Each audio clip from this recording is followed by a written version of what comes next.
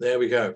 So without further ado, I'd like to welcome Sarah Hanson from UEA, who's going to give us an overview of the reasons why it's difficult to connect with nature. Over to you, Sarah. Unmute me first. Hello, Nigel. Great to be here. I'm just checking which screen you can see. Can you see the presentation? It's in front of your main screen, I think. And now we've got an edited version of a document. That's better. I think that works for me. If it does for everybody else. Yeah, it's weird on Zoom. It's all sort of gone strange. I've got two screens, so I can't see anybody. So if anybody's grimacing, I can't see anyone, Nigel. I can just see my slide.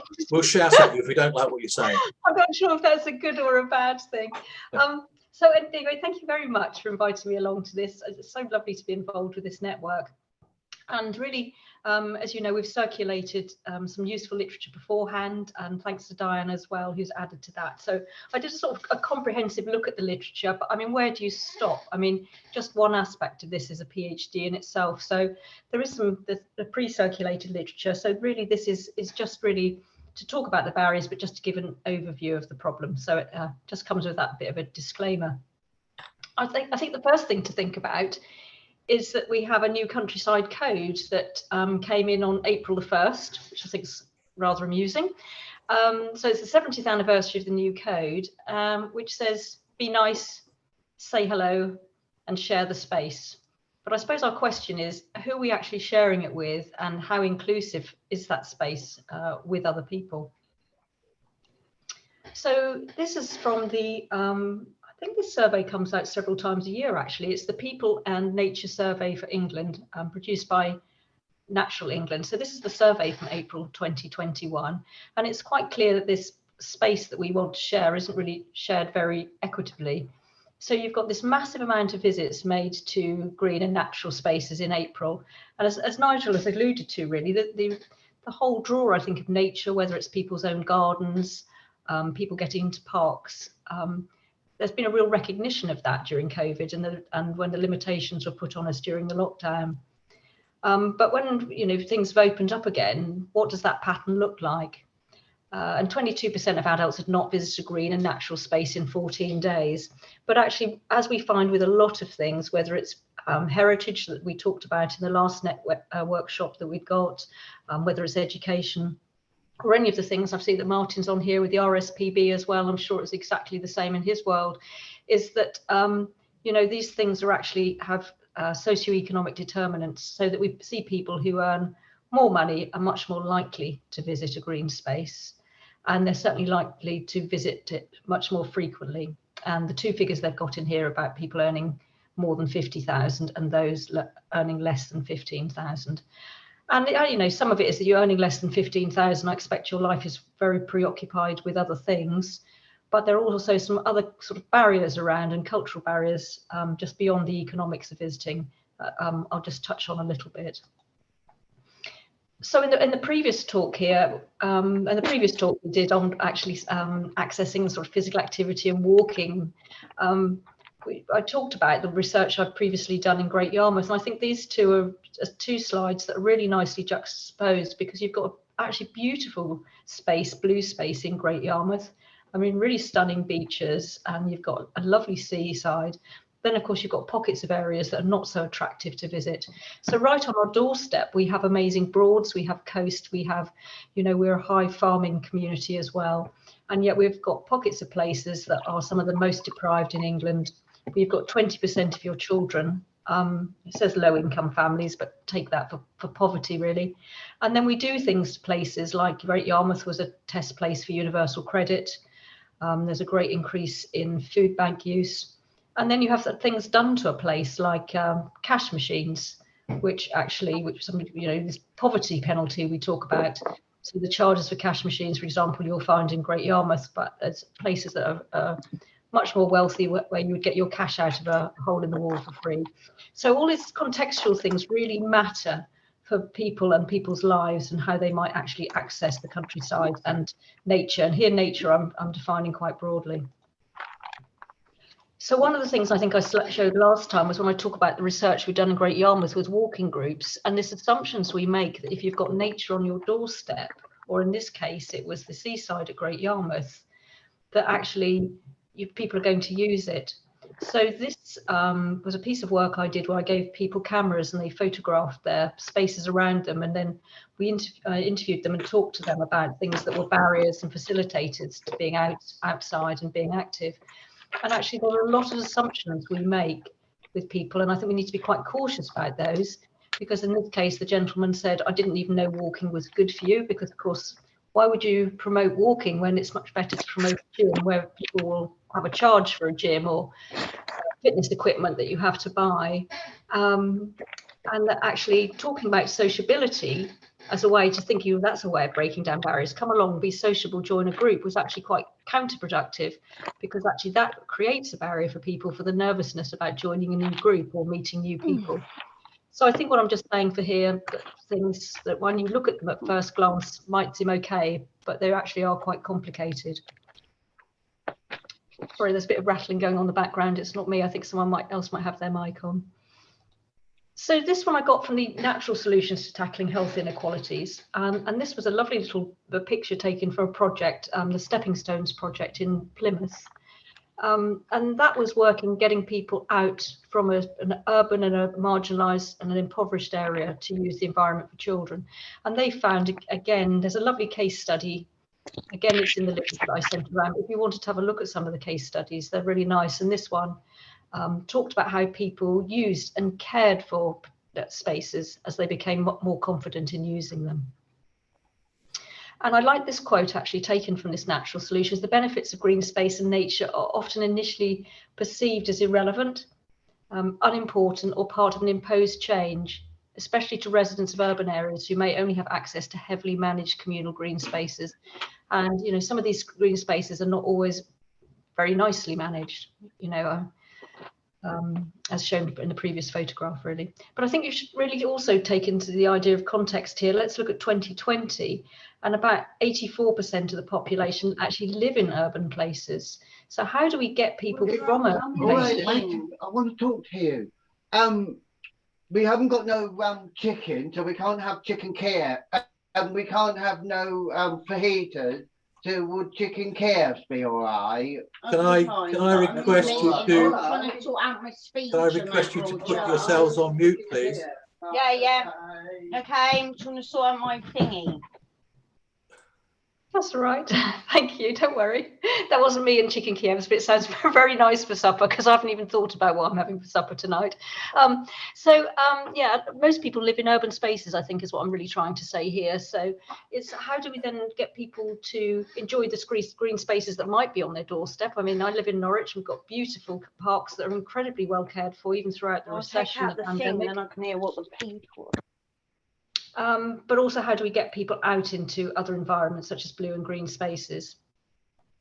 I like this report as well from Forest Research. So I think these are things when you're thinking about barriers and how you might break down barriers, they break it into these sort of 6 components there that sort of fit the physical problems about getting into nature. So actually getting to a site, so moving perhaps from an urban site to a rural site.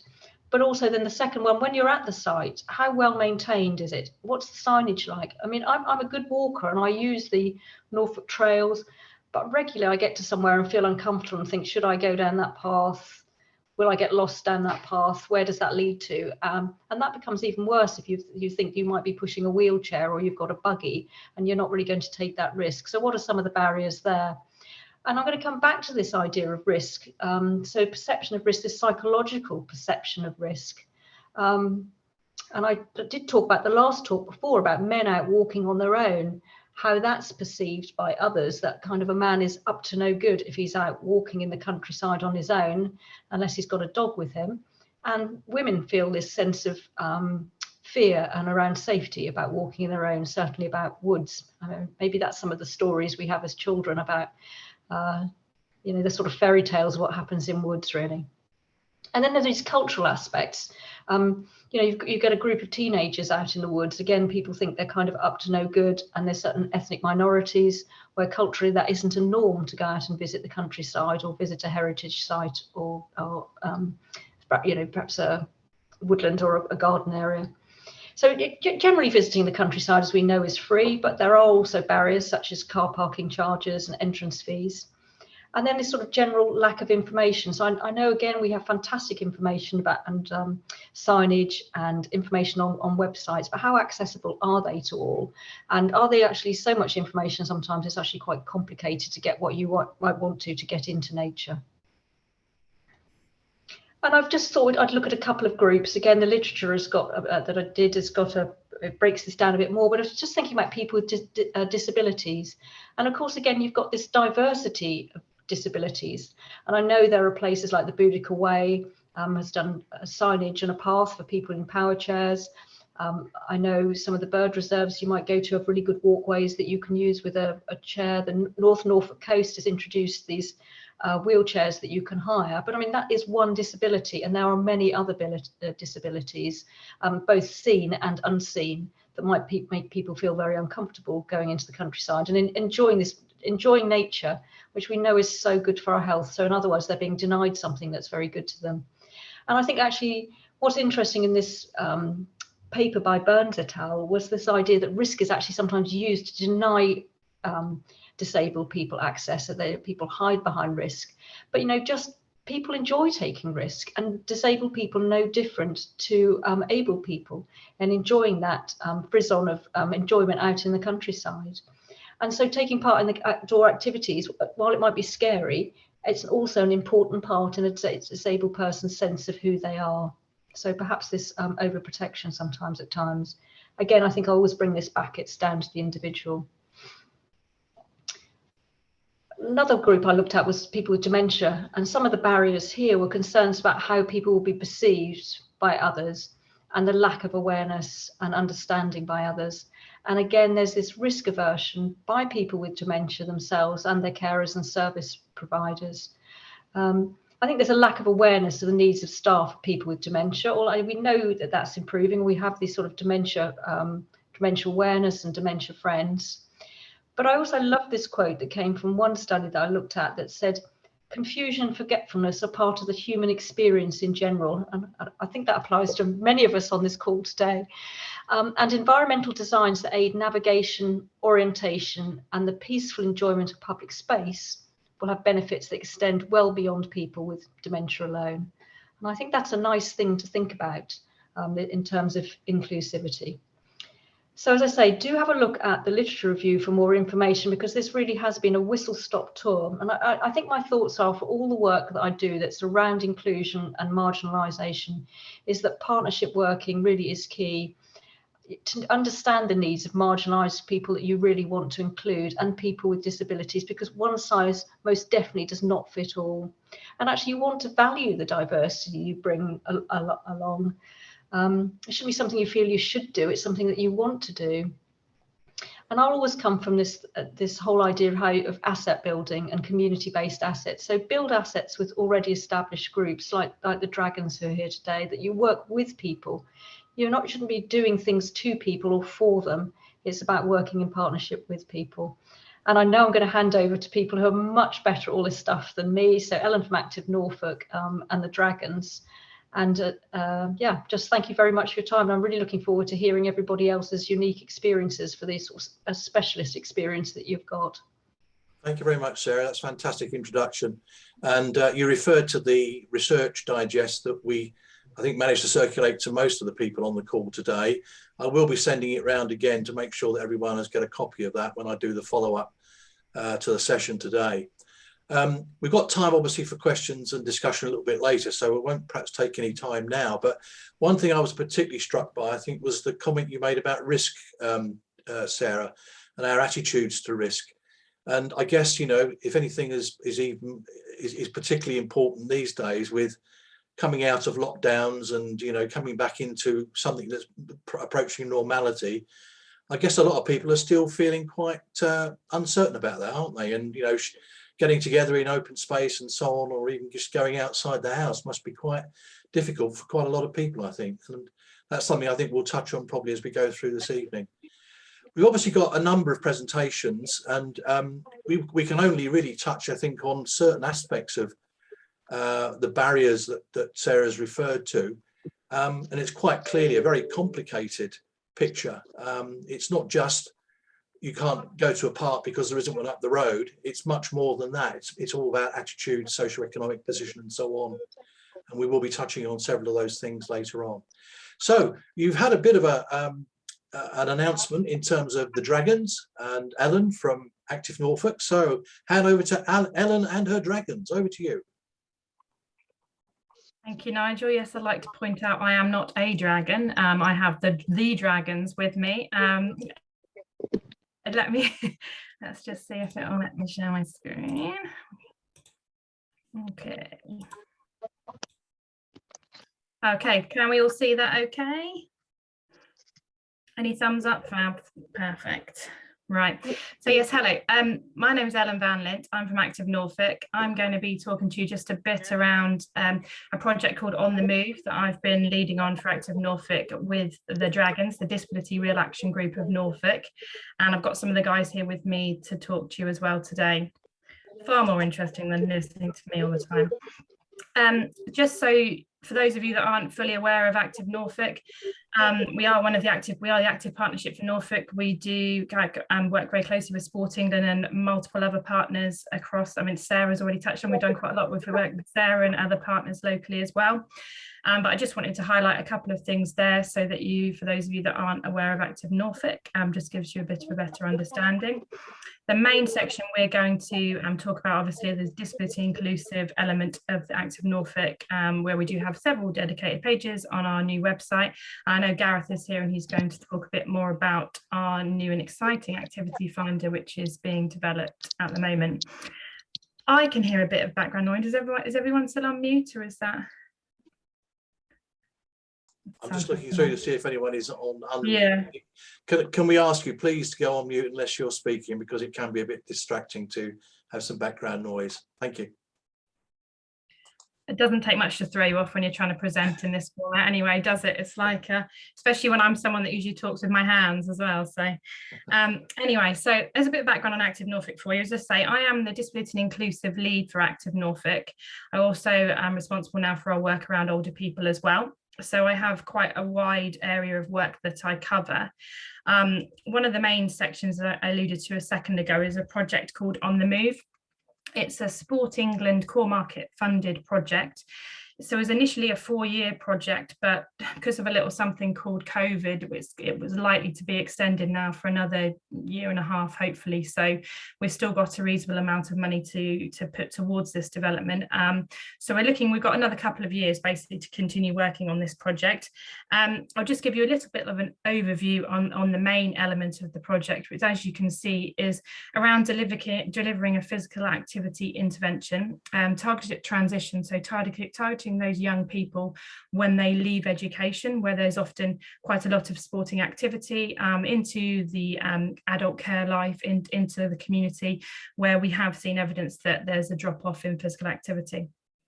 So as you can see, we support daycare partners to provide activity, can range for anything, looking at bocce, looking at curling, looking at tennis, looking at some circuits and physical activity, to outdoor activity, which we're going to go on to talk about in just a second. And also the work we've done with the Dragons has been really key within that, in terms of reviewing community facilities, venues, and so just to kind of find out how inclusive and accessible they are. I'm not going to talk too much about that because the Dragons are going to tell you a bit more about that later on.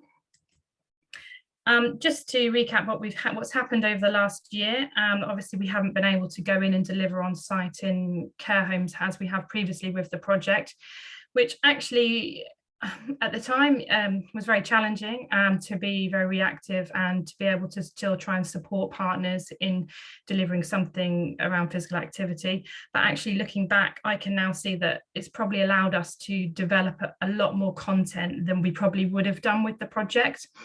So as you'll see here, we switched to delivering, along with the whole world, switched to some online content and delivery. We did a lot of pre-recorded sessions and live sessions. We commissioned delivery of these new digital resources in activities such as yoga, Pilates, dance, and there'll be really good resources going forward that we can share with our partners, not only within this project, but hopefully others as well. Also, the gap in the COVID intervention allowed us to deliver a lot of training to staff. Delivering training with a practical element over Zoom or Teams is quite challenging, but we actually had a relative amount of positive feedback on it, and it's now something I think that we'll be able to grow and develop going forward, and really make a really key part of the project. And Sarah will talk a bit more about the COVID questionnaires we've done. The impact of COVID on our lives and on this project has been significant, and it actually led us to developing a kind of spin-off On the Move Outdoors, which is what we're mainly here to talk to you about today. So On the Move Outdoors is basically a way of us taking the Dragons and going to any outdoor green spaces and walks, and looking at, similar to some of the stuff that Sarah just touched on, looking at accessibility, looking at what's available there. Is there parking? Are there seats throughout the walk? Is there refreshments available? Are there different length walks available? Talking about the terrain, talking about the accessible toilets, as you can see on these maps which we're developing up. Really, we kind of wanted to develop this idea, not because we know it's not a new idea. There's lots of organisations and partners that are looking at similar stuff. But for us, any way that we can utilise the amazing green spaces we've got in Norfolk and try and make them more appealing for young people with a disability, especially in these COVID times when, you know, we aren't accessing leisure centres and sports clubs as much as we used to. We don't know. I mean, some people are, some people aren't. Again, it goes down to personal preference, as we talked about previously. But it was really important for us to try and, you know, encourage activity in terms of getting outside and using these wonderful green spaces that Norfolk has to offer. We're also really, really keen for people to tell us about walks in their area, because what we don't want to do is we don't want all of the walks we've reviewed to be country parks, to be well-known routes. We want there to be really localized walks. So if you know a good walk that's literally around your corner, do get in touch, let us know. We're more than happy to go out, do the walk and review it as part of On the Move Outdoors. What we're trying to do is eventually we will have, I mean, we've done 20, 30 walks now, I think. We want to keep going. We want to get a bank of lots of walks together to be able to produce. We're looking at producing some sort of lanyard map, which we'll be able to give out to day centres and individuals to be able to pass to people to take out when they go and do these walks. But also we're looking to incorporate this information onto our activity finder on the new Active Norfolk website when it's ready, which I won't talk any more about, Gareth. And now I'm going to stop talking for a minute and hand over to Sarah Harrison, who should hopefully be unmuting as we speak. I'm unmuted. I'm unmuted, Ellen. Dream work, look. So, yeah, Sarah Harrison is the lead of the Dragons. I'll let you take over for me now, Sarah. Thanks, Ellen. Thank you. That was very well done. Thank you. Hello, everybody. So the Dragons is a project that was set up originally to review short breaks for Norfolk County Council. So our role is really around participation and capturing the voices of any service user, any participants of any event, and just getting their feedback. So either the young person, the adult, whoever we're speaking to is the person we're capturing their views. It's not about the staff. It's not about anybody else. So the Dragons have had a really varied time now. They've been involved in recruiting staff for Norfolk County Council and other organisations. They've been commissioning services on behalf of other young people with disabilities. So they've commissioned short breaks. They've also been training the police about how to work with young people with disabilities. So they have a very wide scope of work, and they're all very, very experienced and much better than I am. But the main thing we've been doing recently, because of COVID, our friendly virus, has been really trying to make sure that other young people can access the countryside. So through doing On the Move, obviously with the centres closing and not being able to get in, and obviously managing to get young people online, it seemed a very, very sensible move that when we could meet up in small groups, that we were outdoors and walking and kind of generally kind of having an opportunity to see the people they haven't been able to see and take them out of the isolation that a lot of these guys have been experiencing over this last 18 months. The group of young people are wide and varied and have a range of disabilities. We have sensory disabilities, we have physical, we have learning.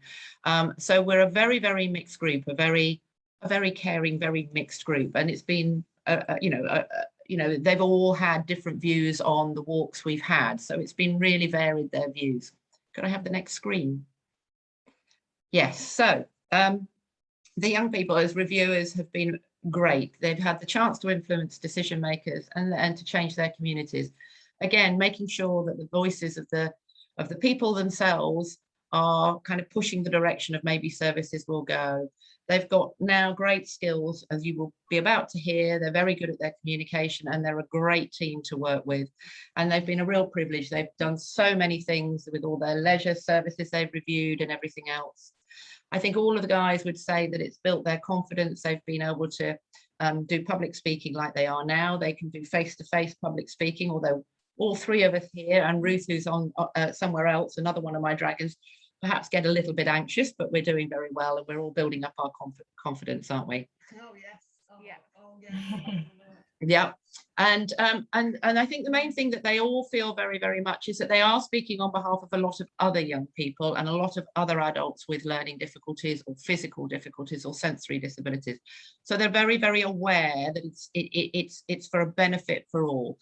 And I think most of all is that we have a lot of fun when we go out, especially when and is that mine? That's right, yeah. Next to Hannah. Next to Hannah, that's right. So they're on the inclusive bikes, which is something they've reviewed. It was a service they reviewed. And particularly Hannah, who will explain a little bit more, this was a very exciting thing. But the most important thing is that we all get together, we all have a bit of fun.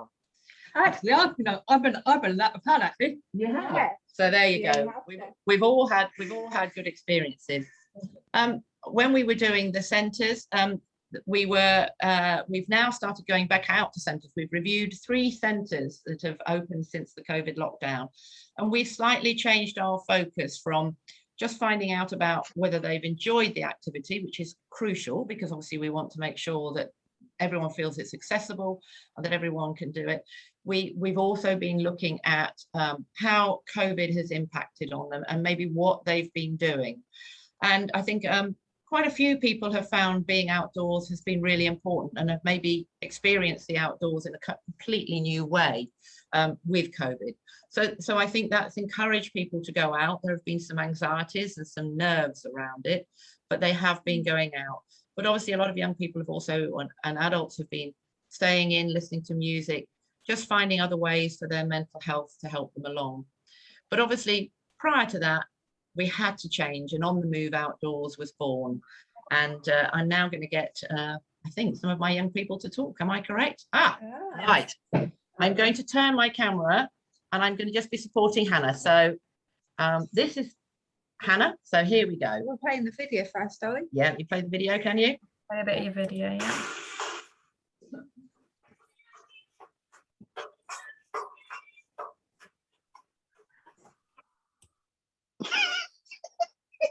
Go on, 10 seconds gone. Go on, you do it.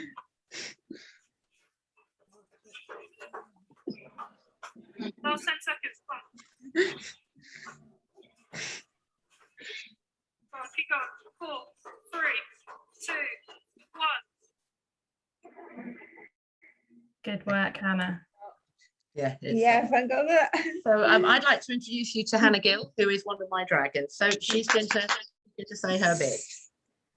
Right, okay. Okay. Yeah. Hello everyone, my name's Hannah and I have been with the Dragon since day one. Let me tell you what Dragon stands for, Disability Rural Action Group of Norfolk. We are a group of young people who reviewed services, look at accessibility and speak up for other young people with disabilities. I have been involved in lots of reviews with the On the Move project, both day services and leisure. And since COVID, I have been reviewing walks with the On the Move outdoor project. Being involved with reviews have got my confidence up and encouraged me to be more independent. This has supported me to go on to get involved in new activities. I now have a personal trainer who I see every week. Sarah, my trainer, created a program for me to help with my cerebral palsy, dyspraxia, balance and weight. I have pushed myself and I am seeing the benefits of having regular exercise. I am now able to do so much more than I could before, and I feel stronger and fitter for all the hard work I have done. I am well supported by Sarah at Wentham, and she has made a program especially for me to help my tight hamstrings. My specialists have been amazed at my progress and was pleased with all my hard work. I think it shows that although I have a disability, keeping fit has helped me and I feel so much better for doing it. Although Sarah does push me hard, I think I can't do it, I can. Being part of On the Move project has introduced me to new activities that I didn't know about before. I've joined the Wednesday Inclusive Club, which we reviewed at UEA. It looks such fun and inclusive, so anyone with a disability can join in. So I thought I would give it a go too. I have done Zumba, pickleball, table tennis, dodgeball, bocce, curling, and my favourite inclusive bikes. This is my favourite activity as I thought I would never be able to ride a bike.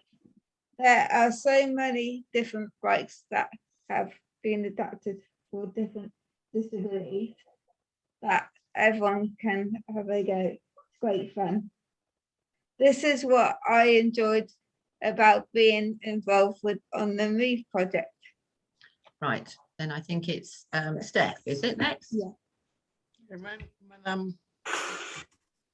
No. Oh, Ruth, should we do Ruth? Ruth, where are you? Do you want to do your bit, Ruth? Yeah, Okay, Ruth, you did. yeah, I am here. Hang on, who am I doing? Ruth first, Ruth, Ruth, yeah. you go next, Ruth. Hi, I'm Ruth. I like doing the On the Move project. Also, I do conservation with the community. It is outdoors. We use rakes and other equipment for our job. I think being outdoors helps me with my mental health and anxiety, and being outside in the fresh air really helps me. When I am walking, I can feel my heart moving, which is good. I like all the walks we did. I enjoyed meeting the Guys. as I haven't seen them in a while, because we were outdoors, we could socialize, distance, and we could catch up and chat with people about all our news. I also enjoy being at the hub where we had Steve giving us the On the Move sporting activities. I also reviewed others at other centres. I really enjoyed meeting other service users who could participate if they wanted to.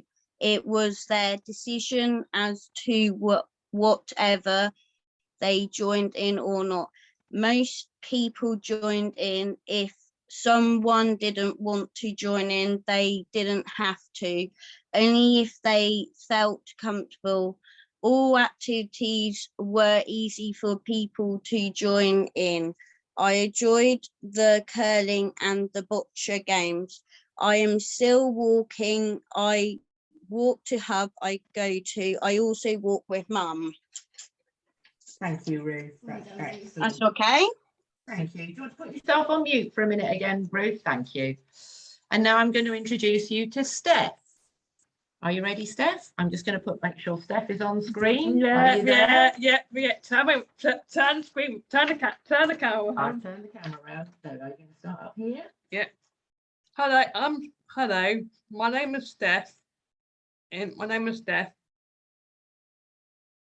I like walking and walking. And the walk. The walks we did with on the move were good. Beginning being outdoors with COVID make me feel safer, and it helps stop the COVID of spreading. I have 25 walks, full stop, and North Burnham has pretty words after the. That's meant to say walks. Sarah. My typing, sorry. We had coffee and cake, which is good.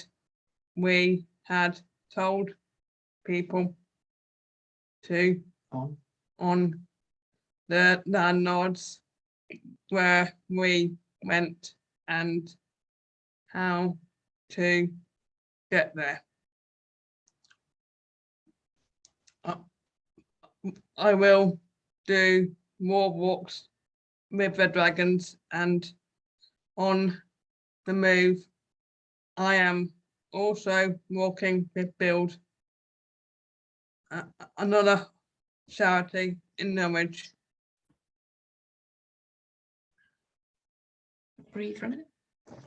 Yeah. Okay. What does that say? I prefer flat walks because I have can fall over.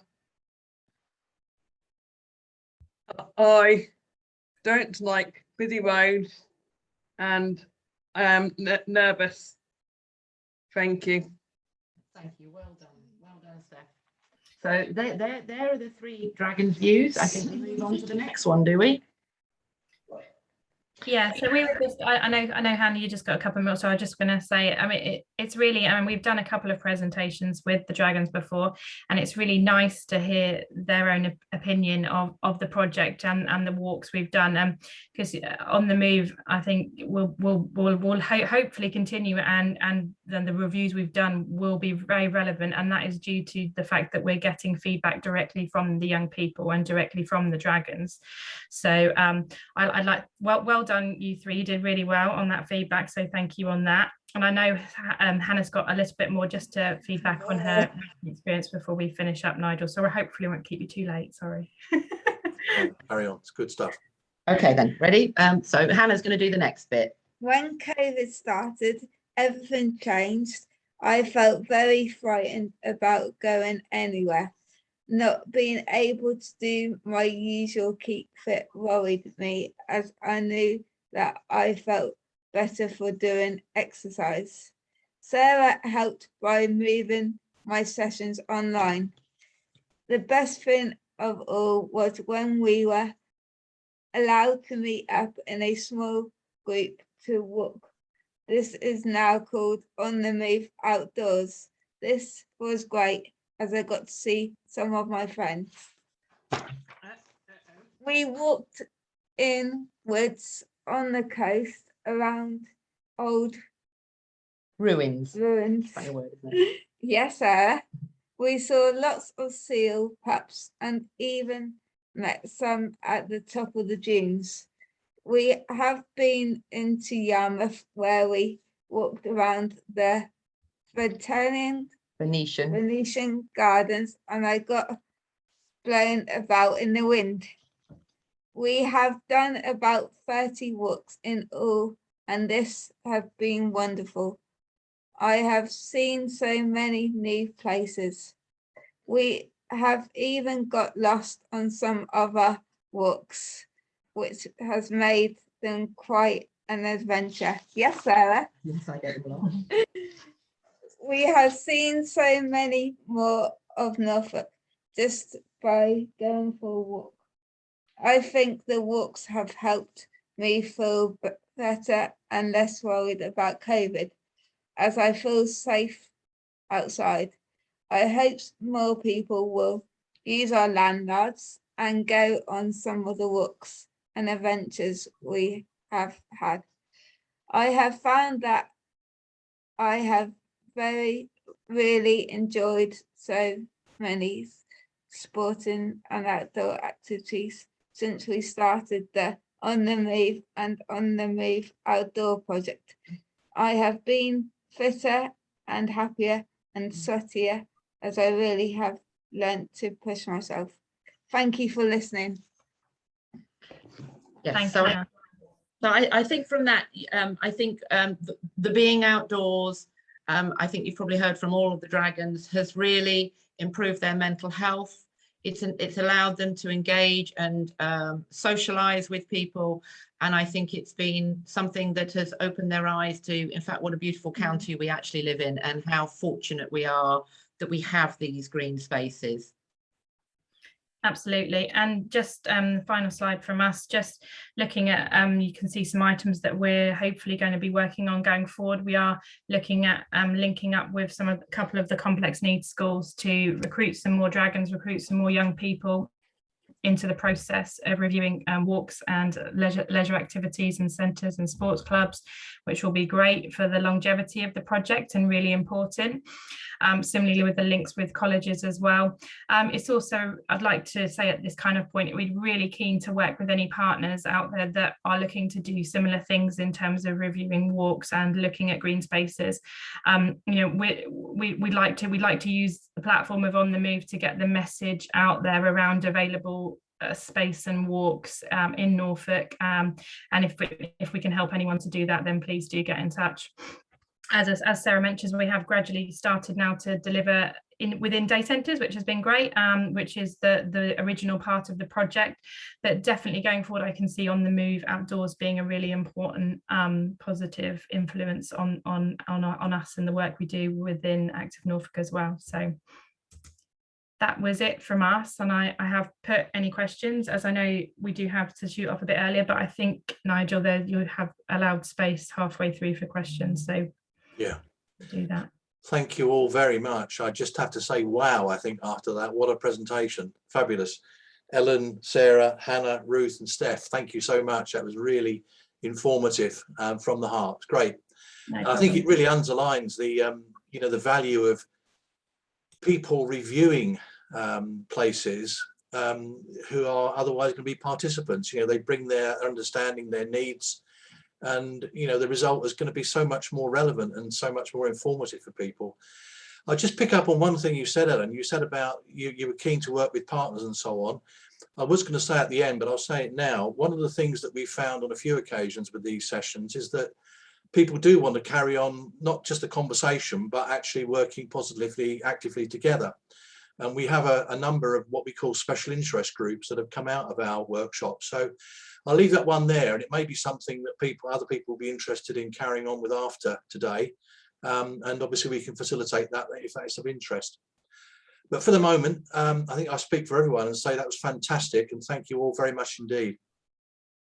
Thank you. We'll pass over straight away to Rachel and Laura, I think it is, are going to be talking about the Monument Project, a different sort of barrier, people with dementia and their carers. Over to you, Rachel. Thank you.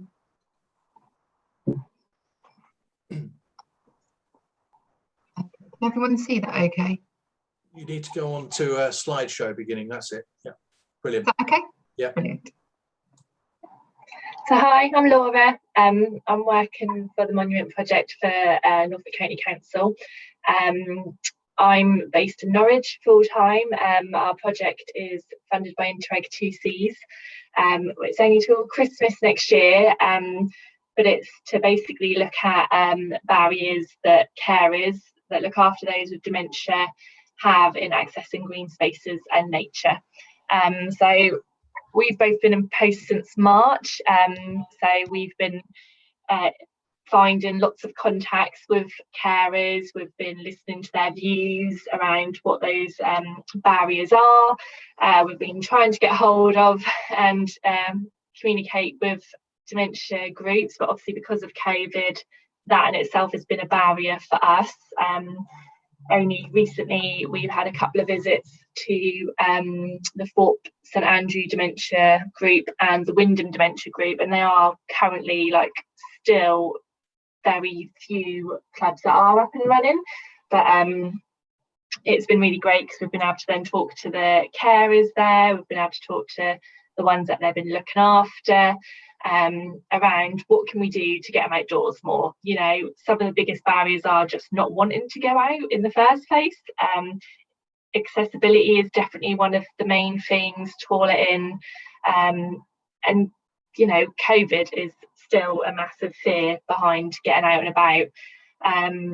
So parts of our project has been a focus group which we've had online, from hearing from the carers themselves around what their barriers are.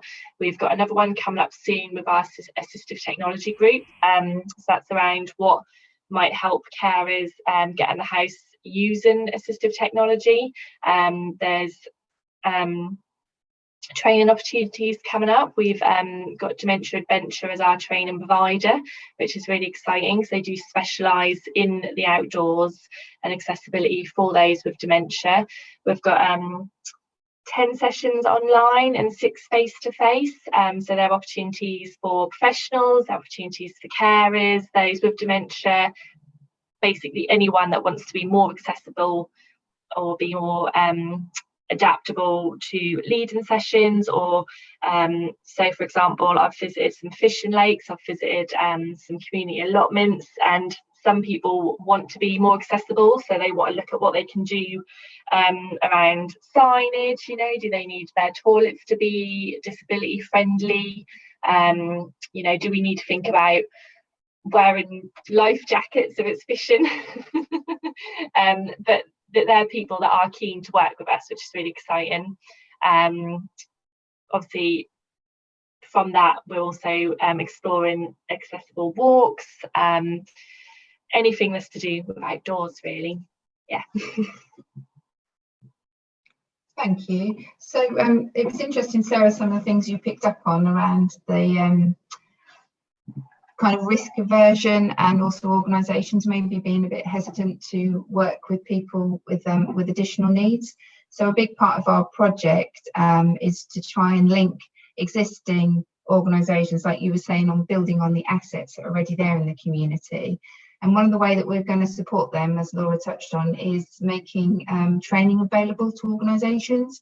So through Dementia Adventure, they'll be able to go through all of the things they need to consider to make sure that their venue and their activity is friendly for people with dementia. So from signage to layout, just about every consideration. And they'll also have a chance to test out some of those activities. So if anyone here today thinks that's something they might be interested in, or they've got volunteers who might be interested in coming along, then we will share those dates. We're hoping to start those in autumn, and they'll be online predominantly with a couple of face-to-face follow-up sessions. We're also looking to link in with organisations who have got a keen interest in hosting events. So it might be a large leisure provider right down to a small community group that's got some kind of outdoor green space that they would like to work with us. Laura and I can go out and support some of those activities for a time-limited period. And we can also support the carers to get to the activities in terms of building that confidence and acting as a bridge between the carer and the activity. And there is a small pot of funding to help pilot the first activity, and then it would look at being self-sustained after that. So we've got our contact details on there. So if what we're saying, you feel there's any overlap with you, obviously from what we've already heard, there's already some groups that we think, oh, we need to be talking to you. And I know that Active Norfolk are also involved with the project with the activity finder, who you'll be hearing about later. So we're building up that database of organisations and activities across Norfolk. But if you think of any, however big or small, or anyone who's interested in building that activity, we'd love to hear from you. Thank you. We've got a newsletter that I will share in the chat, so you can sign up to our newsletter. It's a really good way to stay up to date with everything that's happening with the project. You won't get bombarded with emails, don't worry, it's only a quarterly newsletter, but it's just a good way of touching base with us. Thank you. Brilliant. Thank you both, Laura and Rachel. That's fascinating. Early days for you, obviously, but a really exciting project, I think. I'm going to suggest we take a break now for questions and discussion, because we're running a little bit behind, and I'm conscious that Ellen and her friends may need to leave us fairly soon as well. So if you've got any questions, either put them in the chat, or if I can see you, raise your hand. One thing I will perhaps kick off with, is Angela still with us from Blickling? Hopefully.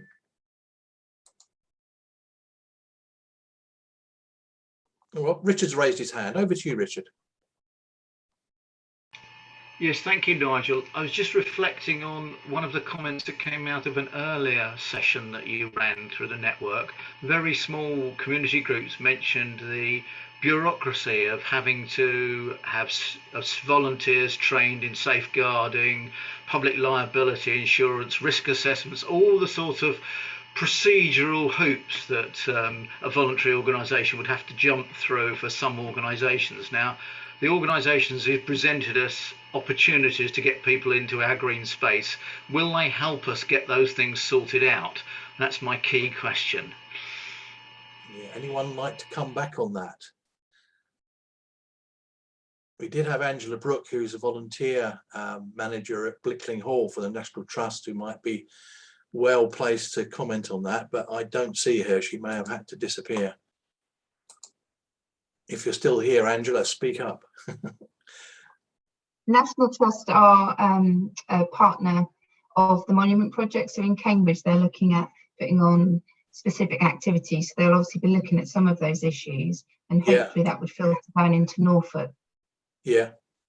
And I was actually thinking of Blickling, where I'm a volunteer in the gardens there, and I do know that Blickling is looking to become, should we say, more closely engaged with its community in various ways. And I would think they would be very interested in your offer of working with them, Rachel. Not sure we've answered your question, Richard. I think it's a very good point, but perhaps we just need to note it and recognise, as you say, that small community groups do struggle with the bureaucracy of safeguarding and everything else, and the simpler we can make it, I guess, the better, really. I see Irene. Richard Bierman, Grapes Hill Community Garden. We've been going for 10 years and learnt some of these things, but there are at least 3 other small gardens in Norwich who would like to very much have their green space available, but the biggest hurdle they face is around something like paying for public liability insurance. Yeah. Okay. Well, let's leave that there, and maybe that's something we can follow up. Thank you for that, Richard. Irene Tiverton, I see your hand is up. Over to you.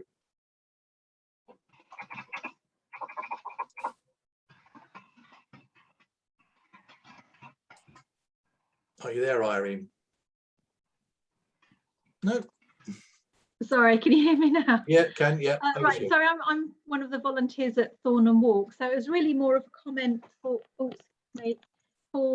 Laura. Some years ago, only because I think there was some crossover with someone we knew who worked for Dementia Adventure, and I think he was based in Wymondham. I seem to remember his name was called Tony something, but for Thornham Walks, I don't know if we're actually in Suffolk, but we're literally 10 minutes over the border. So we have a lot of people that actually do come from this. People come from Norwich to our site as well. So what I wanted to say is that he actually came to our site to assess it for dementia friendliness and went through with us with, I mean, this is quite a few years ago, things that we would need to help make people who were, you know, both for carers and for people with dementia, things that would help reduce the barriers. So I'm just saying, had you come across him or them before, Laura? Because it sounds like he's already done some of the work that your group is doing. Does that make sense? Sorry. Yeah. Laura, do you want to come back? When you're seeing people, have you heard of them? But I can jump in if not. So did you say Dementia Adventure? Dementia Adventure, yes. I mean, they in themselves are a charity that do, you know, that organise. They're part of our project, yeah. So they've been successful in the tender process to provide our training. They've not mentioned that actually. So can you just repeat what site it was? Well, it was specifically a guy called Tony. In Suffolk, I belong to, I don't know if you know the Voluntary and Statutory Partnership. It's a mental health network group here in Suffolk. Okay. Sorry about this. Oh, keeping it real. Yes, it's Joey. Yes, so he came to our group in terms of just for the mental health agenda generally. So it might have been something he did, I don't know, just for what do you call it, for venues who wanted to be what he called dementia friendly. So he basically declared us dementia friendly and went through things with us. But what I'm saying is he went through a whole load of venues, and I seem to think he was based in Wymondham. I can't remember his last name. I'm just saying, it would be worth contacting him, because some of that work has been done, and that's all I'm saying really. No, that's great. We can chase that up with them. That's brilliant. I'll say perhaps we can follow that up after the event, if that's all right. Yeah. Yep. Okay. Yep. Genevieve, I see you've put an interesting question in the chat. Would you like to just speak to that?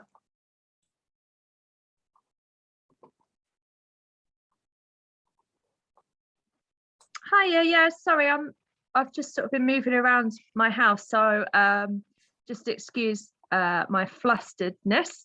But yeah, I had a question about how people manage to provide outdoor suitable garments for people to wear during activity, and I'm thinking particularly about adults engaging in activities rather than families and children. So lots of outdoor engagement activities might have maybe waterproof kit for children, and that it's shared, and that there isn't necessarily a stigma around that. Children are quite happy to share, but I think the situation is slightly different with adults. I'm thinking about adults who would like to engage in outdoor activities but perhaps are on a low income and aren't able to buy themselves, you know, waterproof jackets, sun hats, woolly hats, warm gloves and things like that. Do people in the group have a way that they support adults that they work with to have you know, kit that makes it comfortable for them to be out in all weathers? Anyone? Thank you, Genevieve. Anyone want to come back on that? There is a project at the moment in Great Yarmouth for families to apply for outdoor clothing. It came through on one of the newsletters. Would that be for adult only groups? So I'm thinking about engagement with just adult. Oh right, no, this was for families to engage in nature. Yeah. Oh yes, I spotted that one. Yeah, thank you. And I can jump in and say that I'm aware that Norfolk Children's Services have a scheme, I think, as you probably know, Genevieve, for children's clothing and so on, which I think is relatively new, but again, it's one of those things you have to be eligible for, I guess, and you know, and so on. Okay, I'm going to make a suggestion that we actually shift around the program a little bit, because we are running a little bit late. We were due to have a recorded presentation from Dundee next, which is about their e-trike system. They've done a wonderful presentation. It is 10 minutes long, but what I suggest is we move that to the end, and if there's time, we can slot that in at the end. If not, what I can do is send the link round to that, so you can actually see it offline perhaps after the event, if that's all right. Hope that's okay with everyone. So Chris, I'd like to move on to you now, if that's all right. Christopher Mander from my local church, Haringland Church, St. Peter's Church, to talk about shared silences. Over to you, Chris. Hello, everyone. I am one of a group of local people who, along with Nigel, try and keep activities open to keep a beautiful little church in the middle of the countryside open. And it is right in the middle of nowhere. It hasn't got a road right beside it. It's surrounded by fields with rescued horses in. And one of the things that we do is we have these outdoor shared silences. Now, Nigel is responsible for the churchyard, and that's a kind of wildlife haven in the summer. And so summer evenings, we have these shared silences, and they have been quite popular with people. They are quite meaningful to some people as well. So I'm just going to, while I'm talking, just let you see something a bit more interesting in my face, which is a little promotional video from a couple of years ago, just to explain what we were doing. Can everybody, I haven't done the share screen yet, just a minute. I'll just share the screen and then hope that you can see that. Moment. Sorry about this. Share screen. So it's enabled, isn't it, Nigel? It should be, yeah. Yeah, great. Can't see anything yet, Chris. Oh, here we go. Yeah, there's a little delay sometimes, so let's try.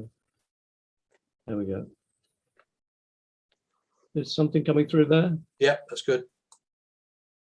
I'm on a satellite internet, so everything tends to get a bit delayed. So we have this beautiful churchyard, which in the summer things are allowed to grow. So there's such a range of insects and all sorts of life there. And we put chairs all around the churchyard, and this is modelled on the silences at Norwich Cathedral. I'm part of the group that organises those. They have quarterly silences, and really they're inside. But we found that being outside was so popular with people that we all tend to be based outside.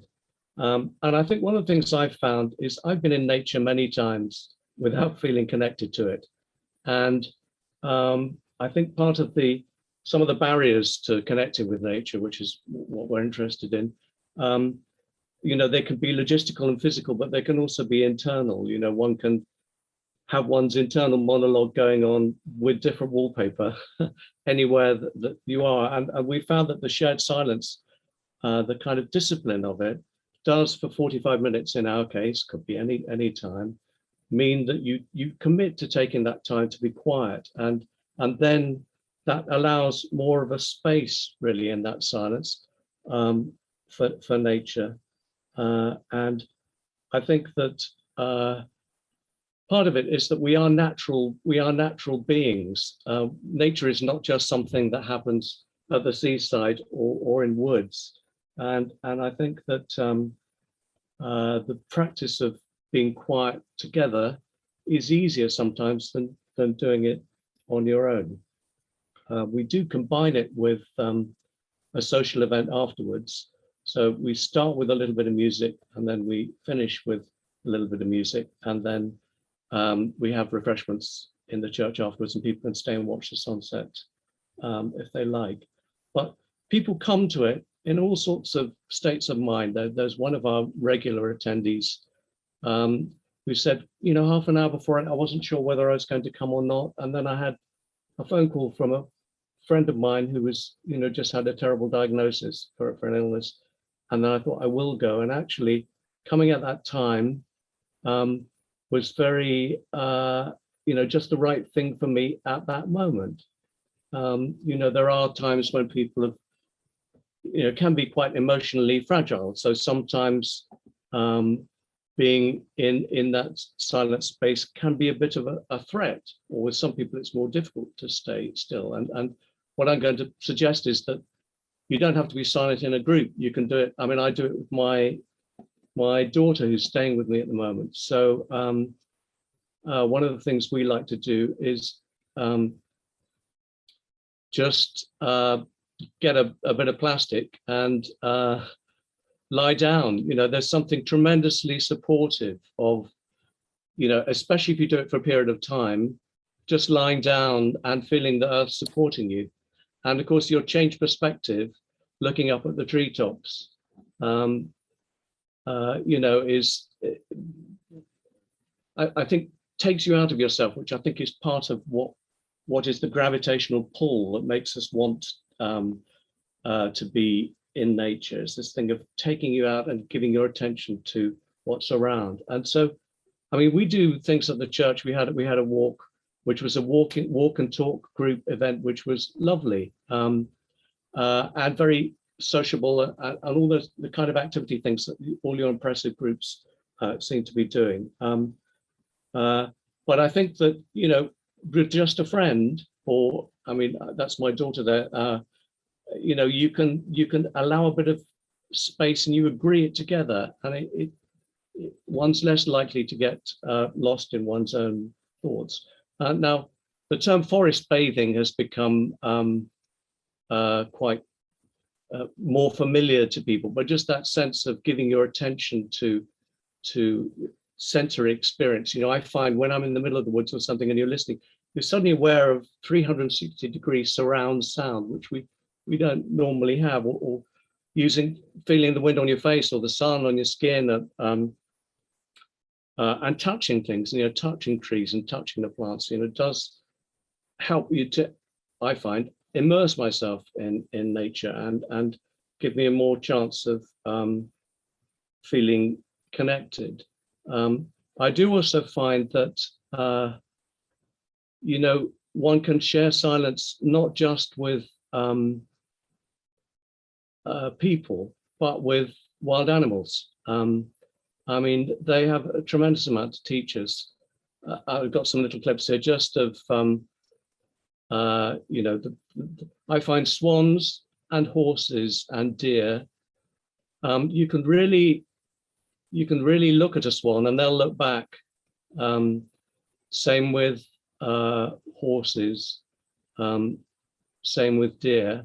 And I think just even by yourself, if you haven't got someone else with you, just to stay in the same place and just watch. For me, it's about, you know, there are times when I want to move through nature and have a chat, and there are times when I want to just be still and let nature do the moving.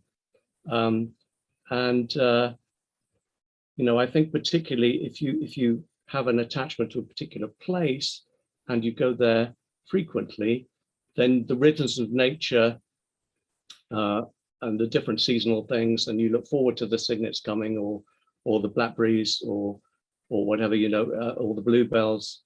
You know, we're always very excited when the cygnets arrive. But you know, there are so many things like the first primrose and everything. I mean, or the bluebell woods. We have.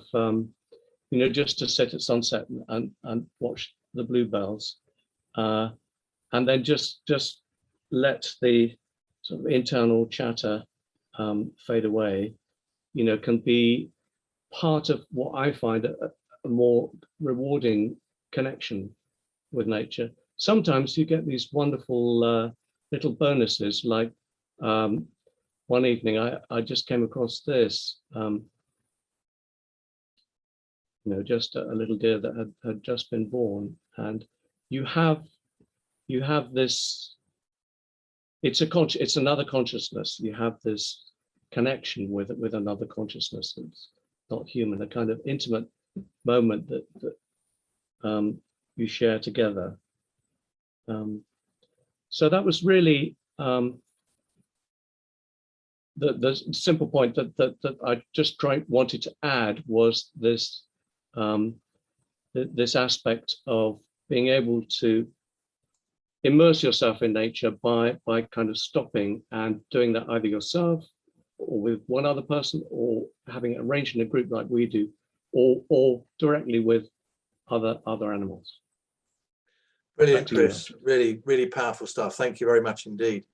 I guess it just emphasizes that we need a bit of, perhaps self-discipline is not the right phrase, but I think that's what you're driving at, isn't it? It's actually being conscious of the need to take time out, and as you said in the title, be still and let go, really. So great stuff. Thank you. We'll hopefully have a few questions for you in a little while. Moving right on, Isabel, over to you from Norfolk Wildlife Trust. I think we're going to move down in the age group a little bit now. I think, is that right? Tell us about children. Yeah, that's right. I'm going to focus on children now. So I'll just share my screen with you. I hope you can all see that. Getting there.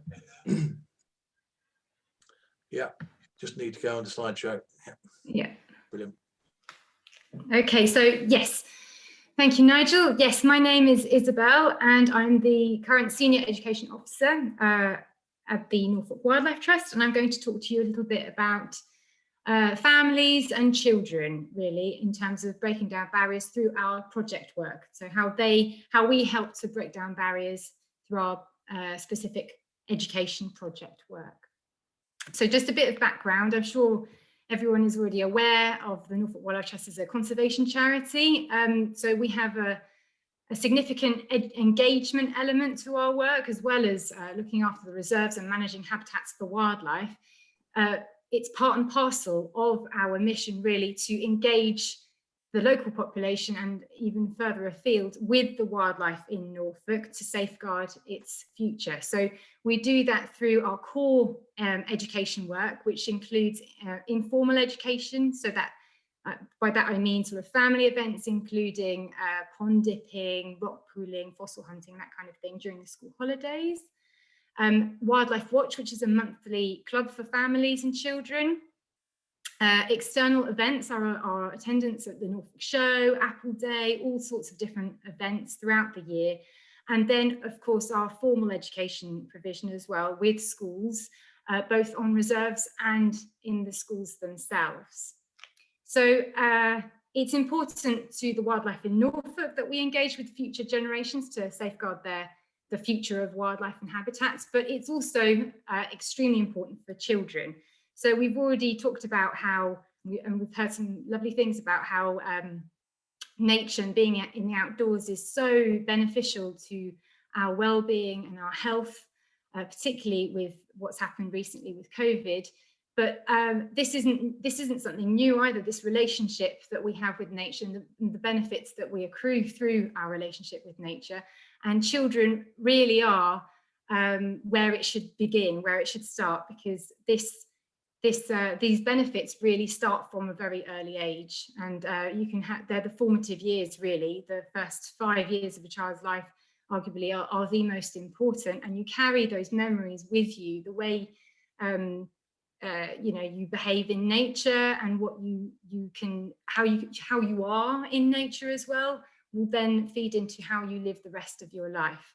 So that's a sort of well-known fact, if you like. However, as we've already heard, it's not something that's necessarily something that everyone benefits from. So these are just a few statistics from a 2015 study, so it's a little bit dated, from the Wildlife Trust, but these statistics illustrate that many children aren't actually reaping the benefits of connecting with nature currently.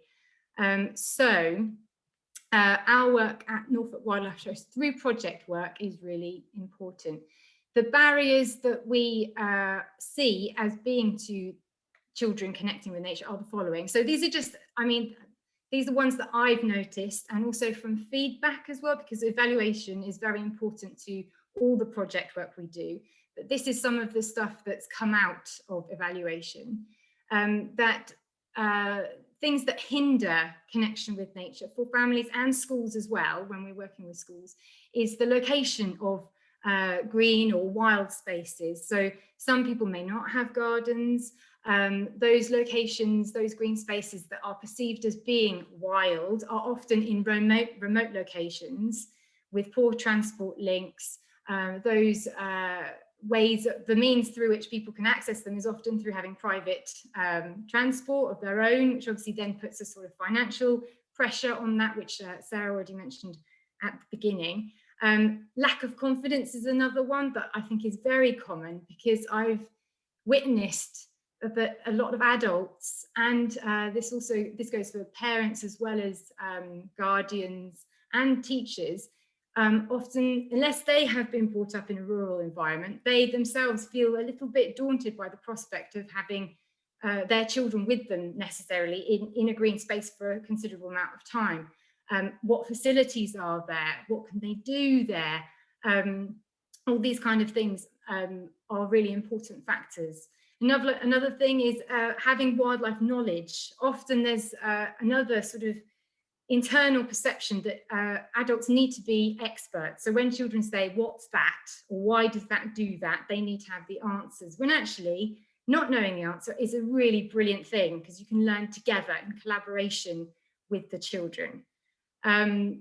Another reason people might feel daunted by the prospect of being in the outdoors is having activities to do.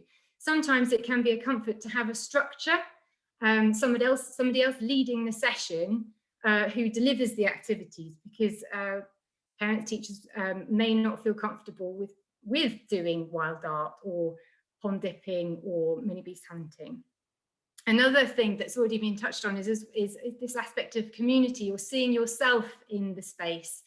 If neighbours, friends, family aren't themselves doing nature-related activities, then it's unlikely that you yourself will feel connected or want to connect with nature, perhaps.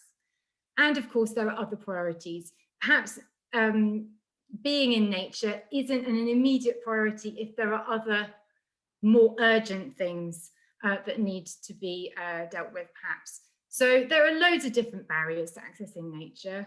And so some of our project work really is about reducing those barriers. So I'm just going to talk to you now about our Children and Nature Fund, which was created in 2016, spearheaded by our Vice President, John Snape.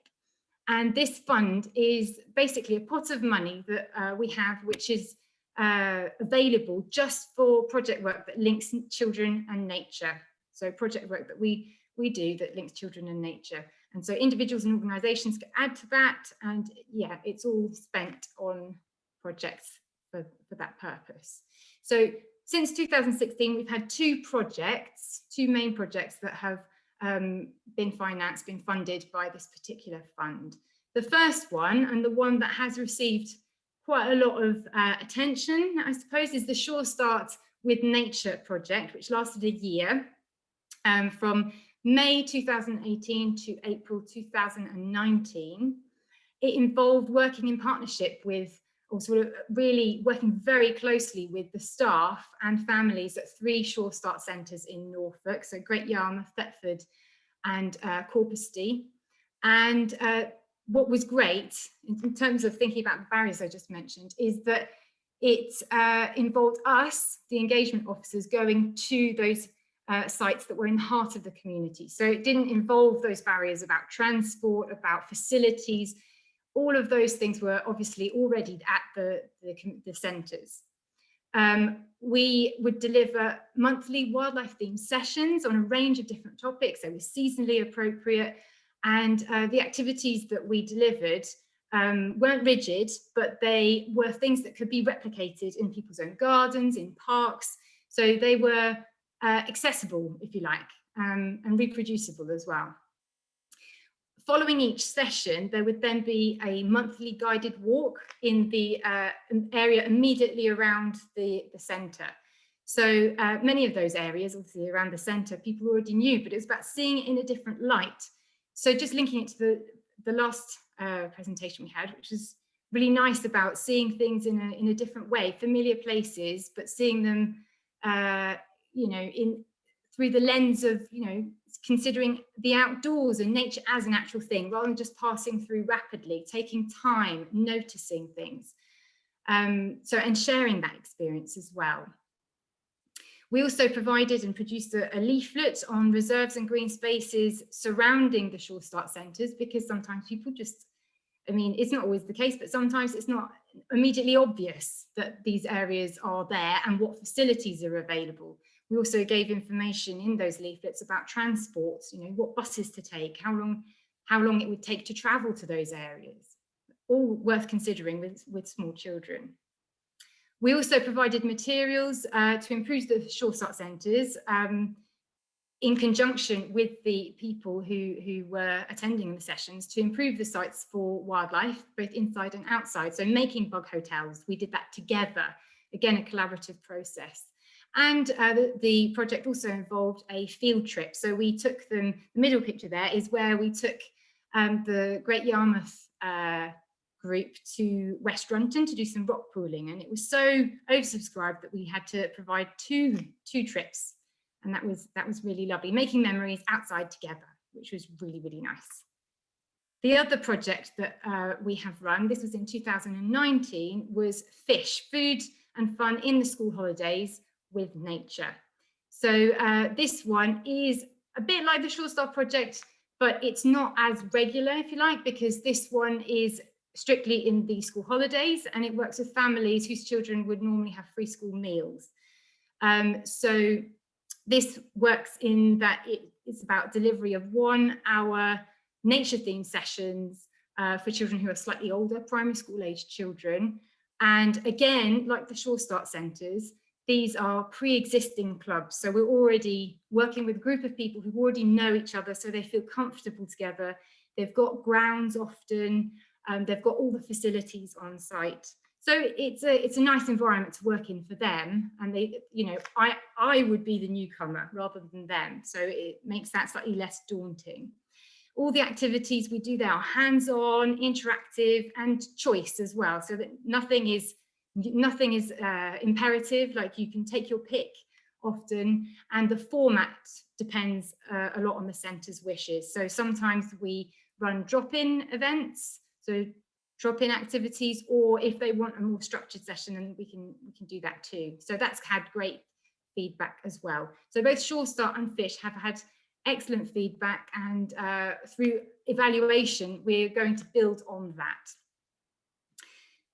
The last thing I want to mention in terms of project work is that we also do project work as part, so this is not within the Children and Nature Fund related thing. This is our project work that links to other projects in the Trust. So wider projects with a school element, with an education element. I think they're worthy of mention as well, because what I have found in the course of my time at Norfolk Wildlife Trust is that a lot of the project work which we do, which might be, for example, beautiful burial grounds, which was really nice looking at the churchyard images there.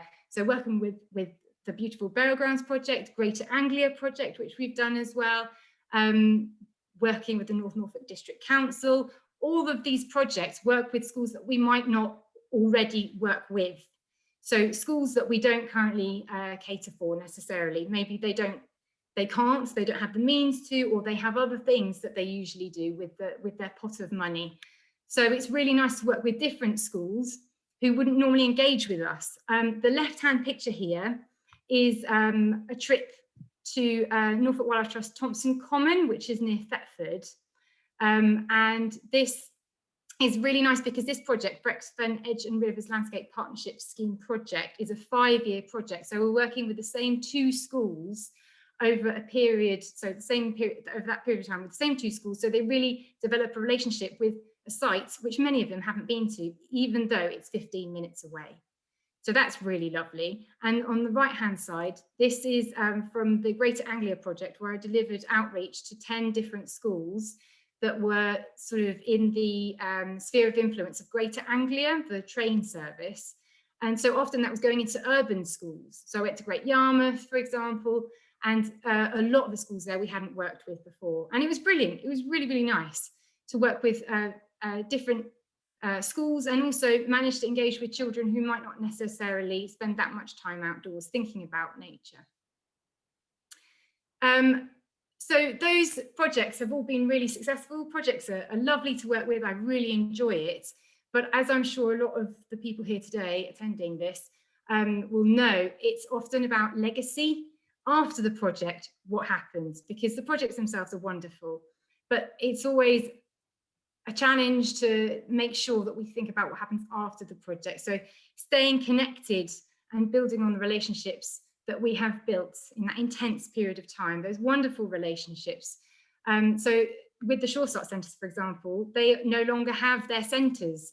So things change over time. COVID has been another challenge, but it's still, you know, really important to stay connected with those groups.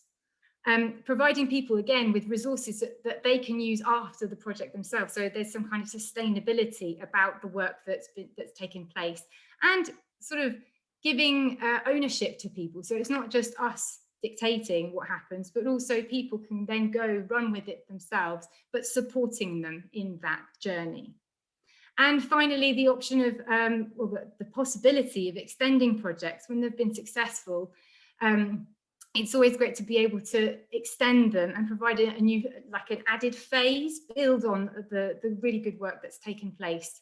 So that's what we hope to do with our projects. And yeah, something that we're always thinking about doing. So that's it from me about our project work. Thank you.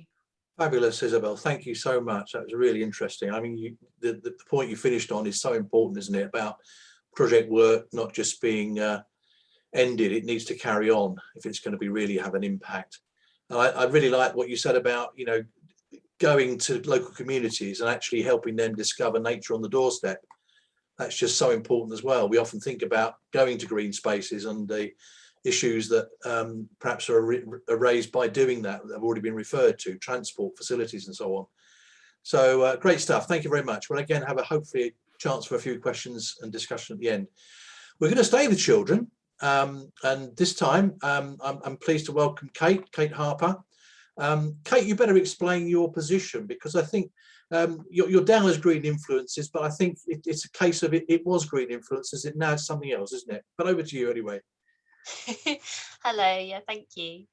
And yeah, certainly great to be following Isabel, actually, because I feel like whoever my successor is needs to talk to Isabel. But yes, so just a little disclaimer. So I'm going to talk about a project called the Green Influences Scheme, which until Wednesday I was managing, but there will be a new person in post very soon. So I'm sort of bridging the gap in the interim, because they didn't want to lose the opportunity to connect with all of you wonderful people and tell you about the scheme.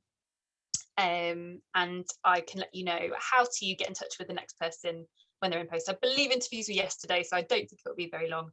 But yes, I also had some sort of slight tech issues, and I've never shared screen on my tablet before. So we're going to just see, but I might just have to talk to you.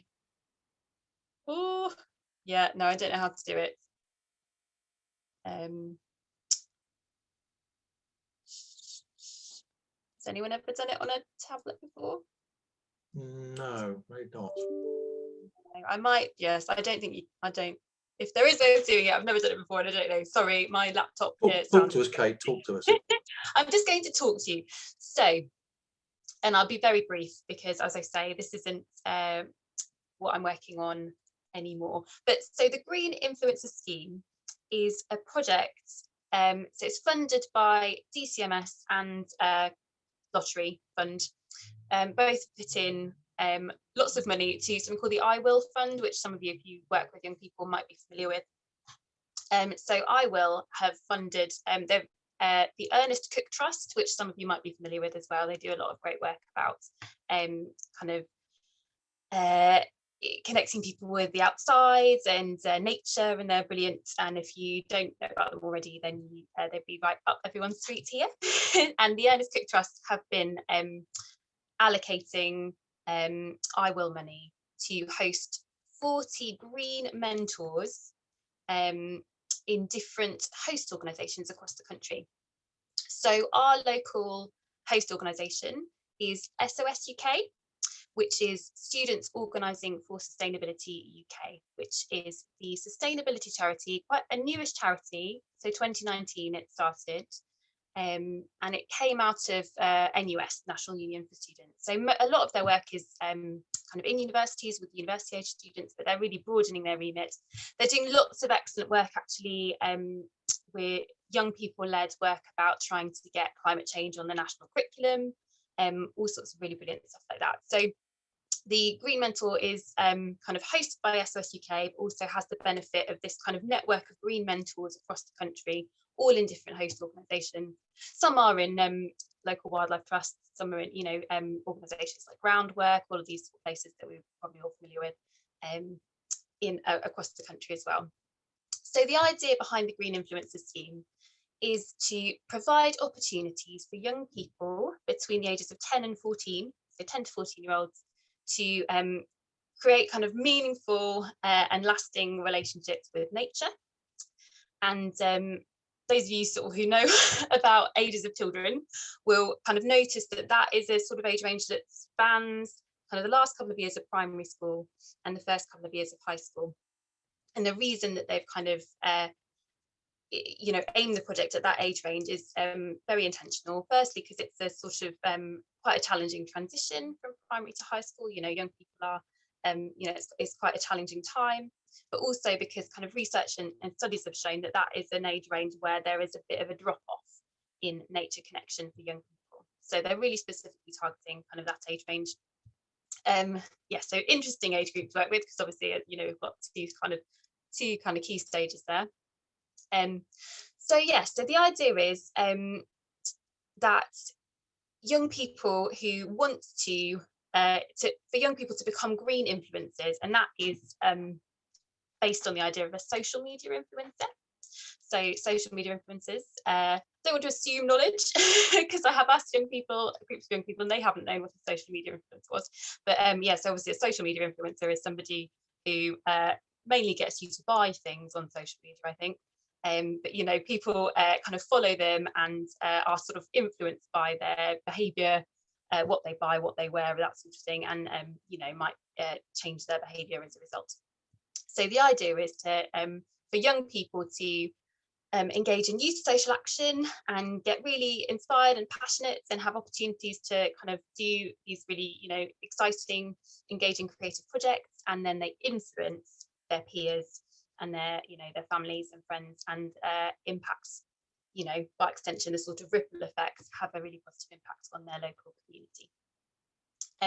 So the idea behind the scheme is that all Green Influencers projects are completely youth-led. So a group of young people would come up with a project idea.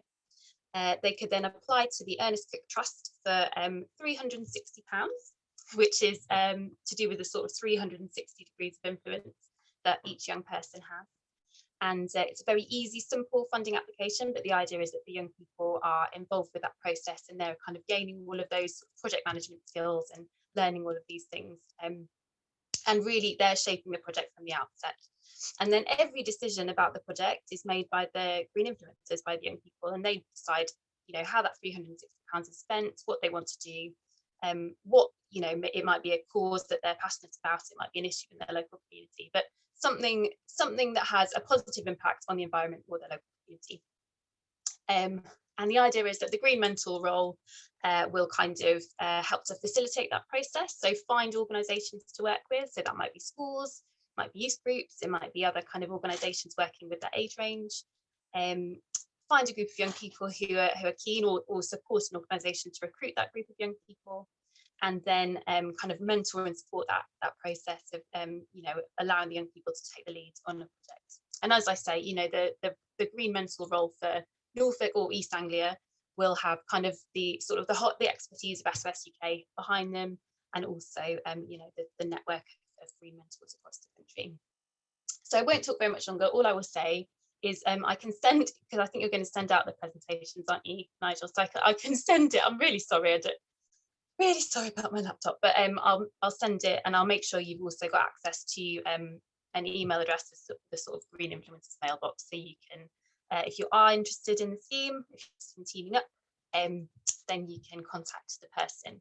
But essentially, the really important part, which really ties into obviously the theme of this event, is that it's about creating opportunities for participation for young people for whom there are barriers to participation. Because as we all know, this sort of environmental movement is, you know, very white, very middle class, very, you know, abled, and all these things. And that's really rubbish, because it means that we can only do so much. So it's really about providing opportunities for young people, you know, in communities where there are barriers. You know, primarily it's kind of economic barriers. This is the sort of primary way that the kind of segmenting. But obviously there's, you know, all these barriers that have been touched on throughout the event, you know, and anyone that is working with young people who experience, you know, those barriers, would be really great to chat to the next person in post. I'm sure they'd be really keen. But yeah, thank you for your time. And thanks, Kate. That was again brilliant, and we look forward to getting the presentation as well. That'd be great. Yeah, I mean, fabulous scheme, and I think it really is about empowerment, isn't it? Ownership for that age group that you've talked about, and beyond that, really. I know you've made contacts locally already, which is great. So hopefully we'll see some schemes in Norfolk very soon. Right, I'm going to move on quickly to Gareth. Gareth, you're going to talk to us about, I think, one of the important areas, which is about information on activities, where they are, what they can do, what facilities are available, and particularly looking at the activity finder that I know you're involved, obviously, in developing. So over to you, Gareth. Hi, thanks, and thanks everybody. It was really interesting to learn about all these things that are going on in Norfolk, which is really good. Yeah, so I'm kind of leading on the development of the Active Norfolk Activity Finder, which we're talking about breaking down barriers. It's obviously the aim of it is to break down the kind of information barrier to ensure that there's a consistent way of communicating where different walking activities are, where green spaces, blue spaces are in and around Norfolk. And obviously, because it's an activity finder, there's more than just walks. So we're talking kind of, there's group sessions of kind of yoga, football, all kinds of sports. But obviously for you guys, the main thing we're here to talk about is the kind of self-directed walking activities. I'll just share my screen now.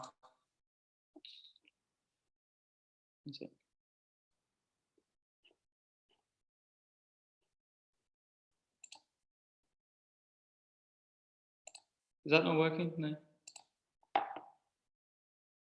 No, okay.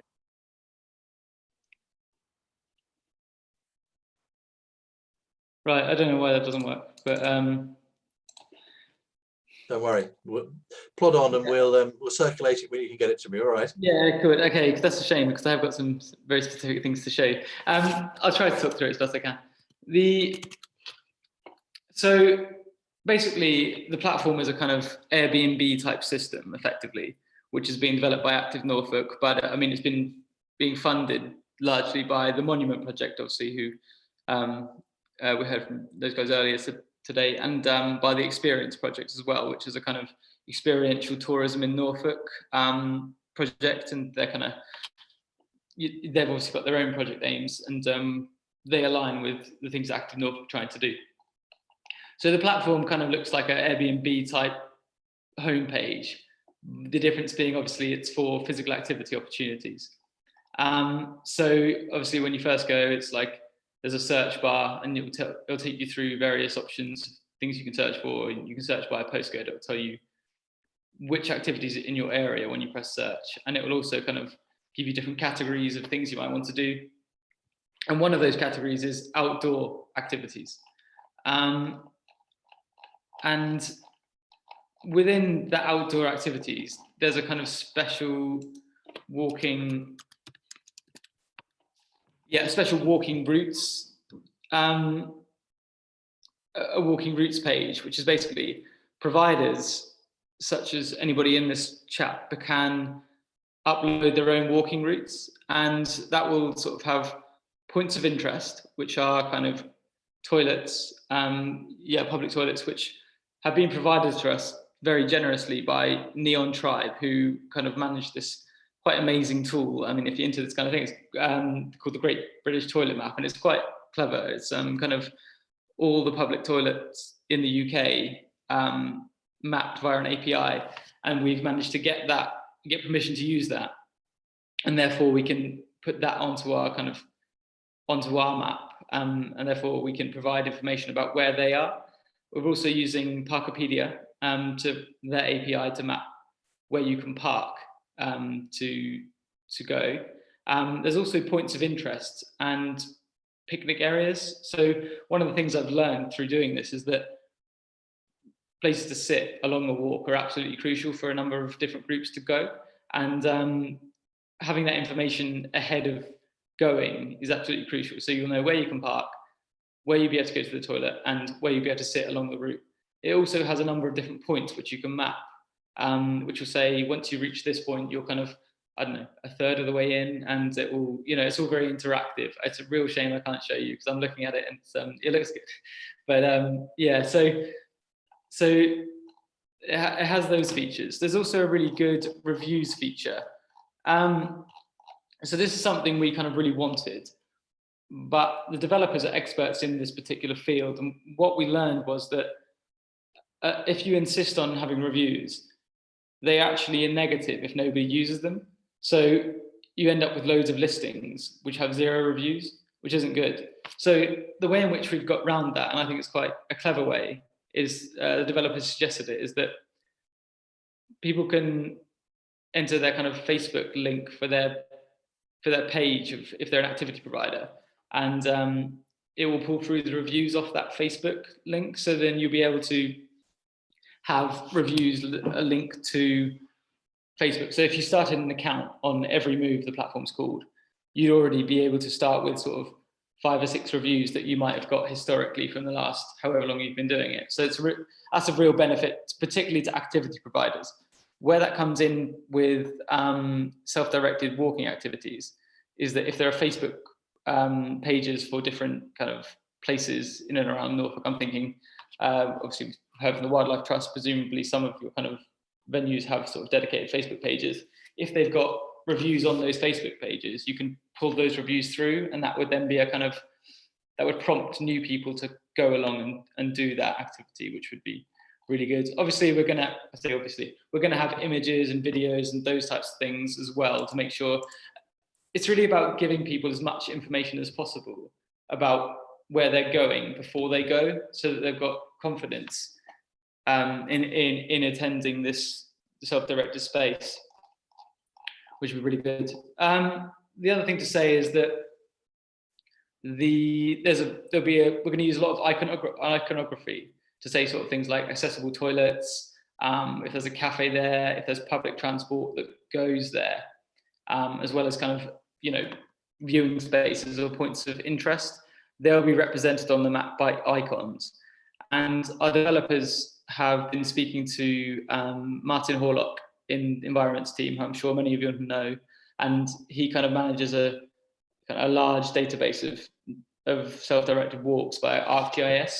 But obviously ArcGIS, for those of you who know, isn't very user-friendly. So they have been negotiating, and they've got it clear in their minds how they can map all of those trails onto our map, which is a much more user-friendly way of doing it. And I'm pretty happy with what I've seen so far. So yeah, it's looking like it's going to be really good. Where we are now is that they've started to build the platform, which is really exciting. And every week they just present to myself, and then I take it to various groups for consultation. We sort of say, are there any tweaks that we need to make? And we're really getting down the line. The other piece of work is the branding work. And as I say, it's called Every Move, which represents kind of, this activity finder is more about moving your body than sport. And that's really the way the branding is set up. So it's very user-friendly branding. Obviously it's fully accessible, which we need to do. And the thing I need to kind of ask you guys is that basically the next stage of that is that we need to get photographs of activities. So for Gareth, can I just stop you a moment? Yes, of course. Just to say that Sarah very helpfully has put the link into the website in the chat, and if people haven't spotted it, it might be worth them just clicking on that, just a quick look while you're talking. Is that all right? Yeah, absolutely, brilliant. Thanks, Sarah. That's very helpful. Carry on. Oh, let me see. As I say, Gareth, unless you can send something to me and then I can share it. That was all I was going. Oh, that's good. Shall I share? Yeah, I'll do that. Yeah. Sorry. Hang on, I'll send that to you.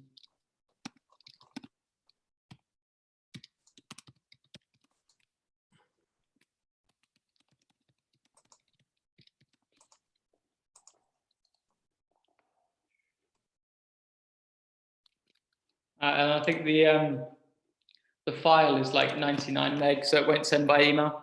Yeah, don't worry. Well, let's press on. We haven't got a lot of time left, so. No, exactly. Yeah, it's a shame, but it's because it's kind of a very visual thing, of course. Yeah. Sorry, I was wanting to ask that.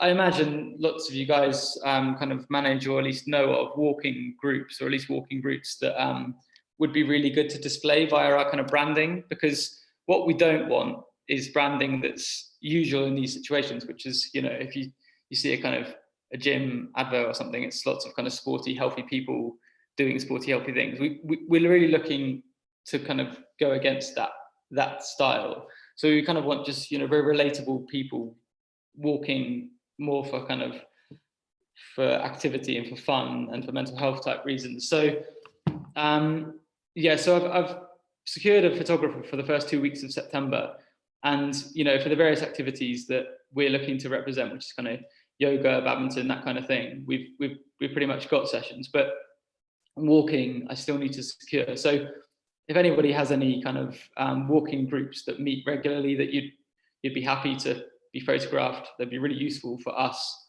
to just come along and bring the photographer and get those. And obviously we'd share the photographs with your group for your own promotional purposes as well. So that's a quick call to action. So yeah, thanks very much. Yeah, apologies that I couldn't share that. It would have been much better, but I hope you get the idea at least. We can put the link obviously in the follow-up, Gareth, Yeah. as well, so people can take a look at the website and so on. Thanks very much. I mean, it's again exciting project. I think, as you say, it relies on people contributing and participating, doesn't it? So the word needs to be got out, doesn't it? And Yeah. people will gradually connect with you. Great, thank you very much. Thank you. Okay, folks, we've got about 10 minutes, I think, left until we're due to finish. What I would suggest is we use that if you've got any final questions or comments. And then what I'll do, for those of you can stay for another 10 minutes, I'll play the recorded presentation from Dundee, which I think is pretty interesting. And obviously that will be on the recording as well. So if you don't see it this time round, you can look at the recording and perhaps catch up on it there. I see a couple of people with raised hands already. So over to you, Kate.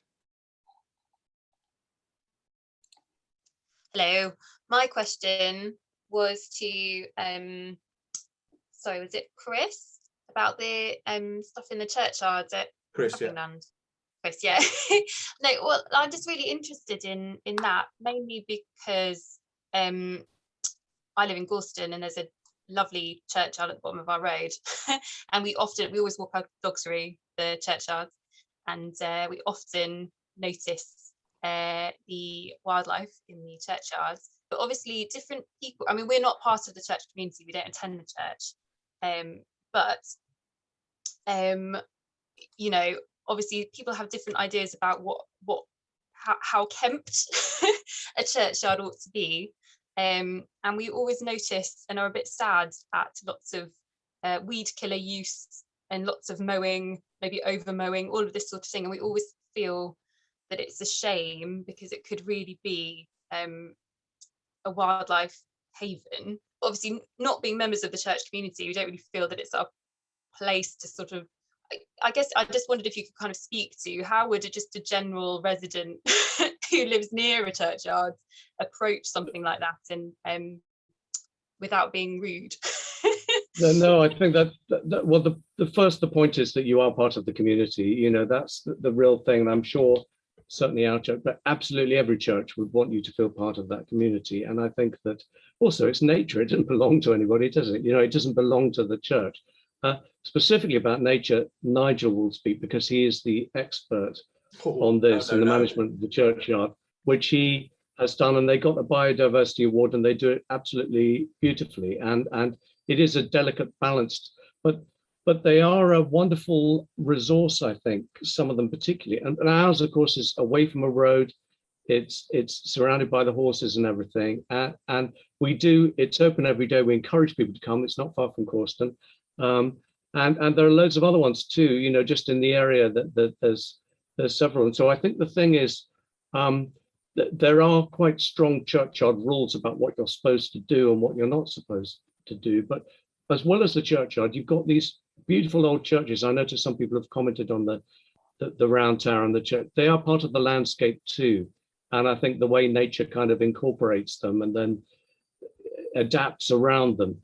So I would say use it. You know, everyone would be delighted for you to use it. And I'll hand over to Nigel just to talk about the specifics Okay, of Chris, sort of nature management. Very, very quickly, you need to contact the Wildlife Trust.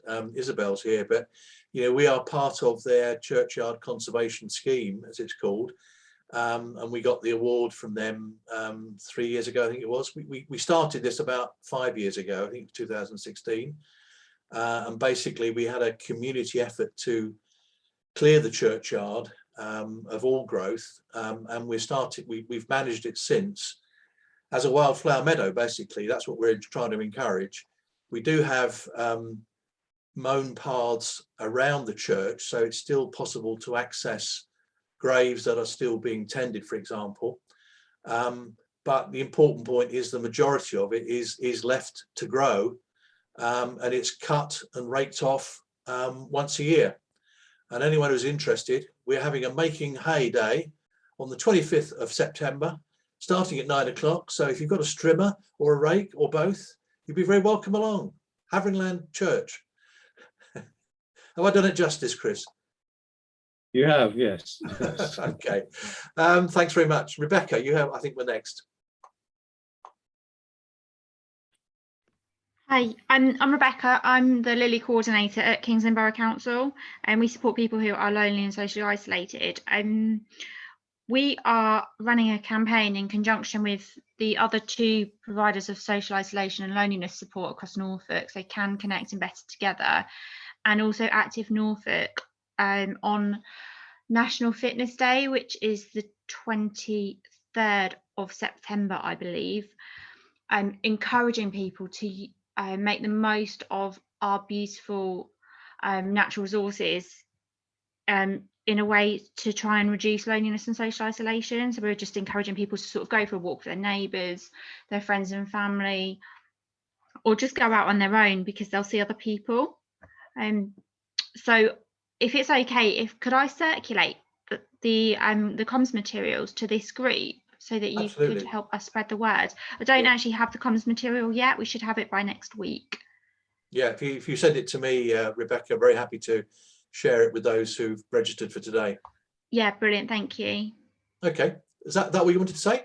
Yeah, I just thought it's just a way of connecting people to the countryside, and it's kind of we wanted to do it like that so that we could encourage people, even if they just walk down their street, but just make the most of the outside.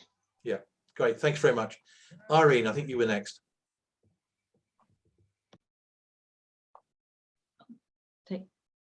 Yes, can you hear me? Yeah, far away. At Thornham Walks, we've been given the opportunity to have a tennis court, which is basically, we'd like to make a place to encourage teenagers to access the countryside. I'm thinking probably more sort of younger teenagers, but essentially Thornham Walks is a site where we encourage, sort of families and everyone to come to engage with nature. And obviously, as previous people have said, families come and children do it from an early age, and we, before COVID, used to run events for all sorts of things. But there's this, and then obviously people come later, back after university, but there's this group. So perhaps families might come, their teenagers are sort of sitting there sulking in the car or the car park, sort of trying to use their phones, but we don't have very good signals where we are. So we've been given this opportunity by the landowner of a tennis court, and we want to use that to engage teenagers somehow with nature. Has anyone got any advice, or can they point me in any direction in terms of how we go about this, finding this out, and or ideas that might sort of bring teenagers in to engage with nature? Yeah, I'll jump in very quickly and say, have you joined the network? Yeah, literally yesterday when I joined up for this. I'm not sure where I saw this advertised. No problem. All I was going to say was that we've got a members exchange, as it's called, which is an online way of you basically sharing what help you need, what advice you can offer, what help you can offer. And it's a way of members in the network basically doing what you're requesting, which is, you know, connecting with ideas and getting help. Yeah. So that's And one that's okay immediate. that we're in Suffolk, because Well, no, we're reasonably flexible. We say about 20 miles south, you're okay, you know.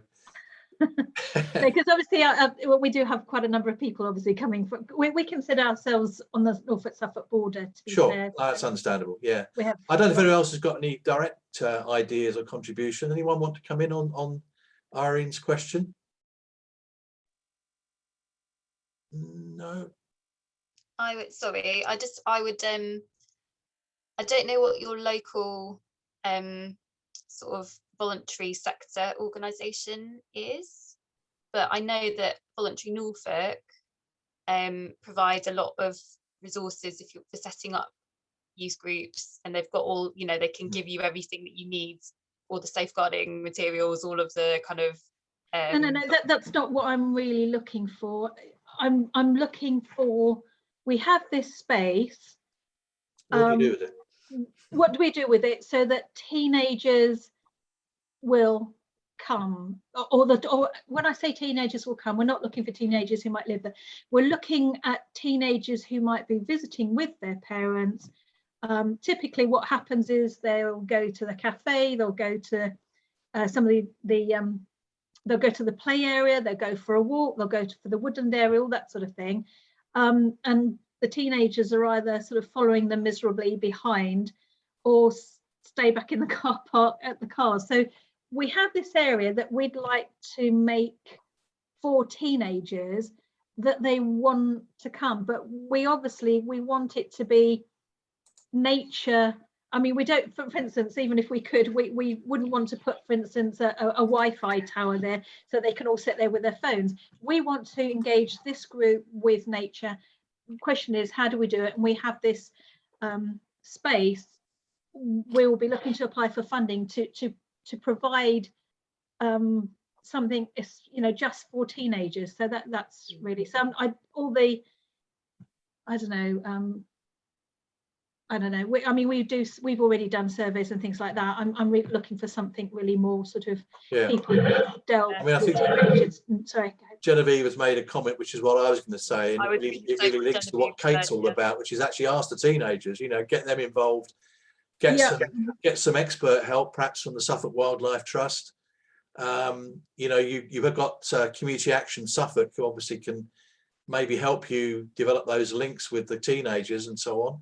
A variety of ways there, maybe. Is that all right? I mean, few yeah, ideas, no, I mean, I know all those organisations, so I suppose I could ask some of them too. I'm just thinking, what springs to mind is that everyone's working with younger people, with primary school.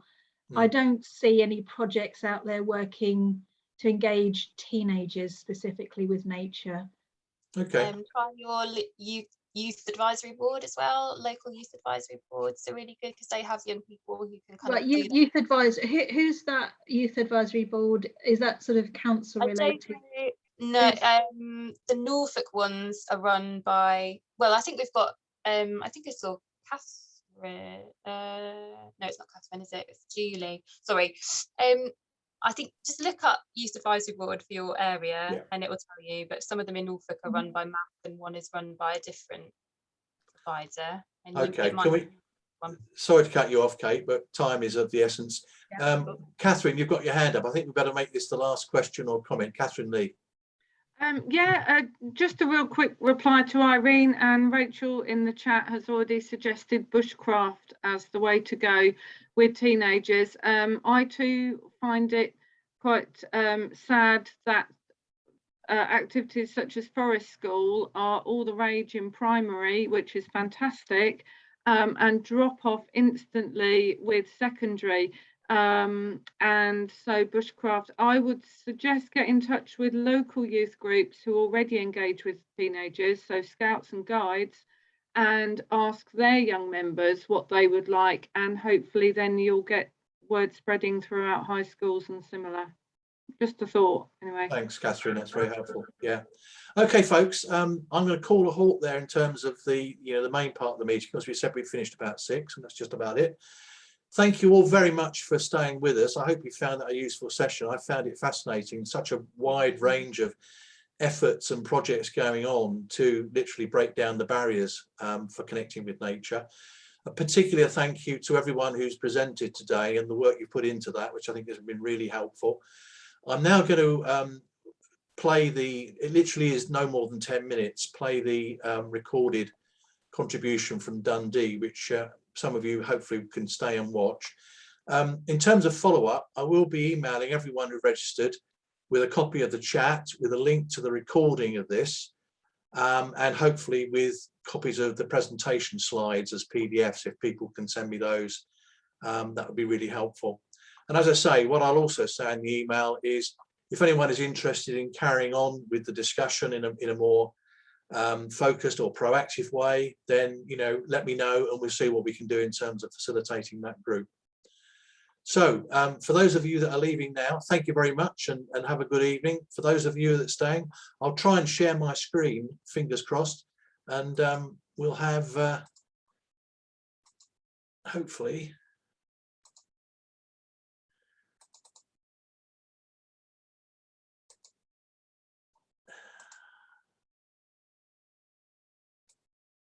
something coming up soon.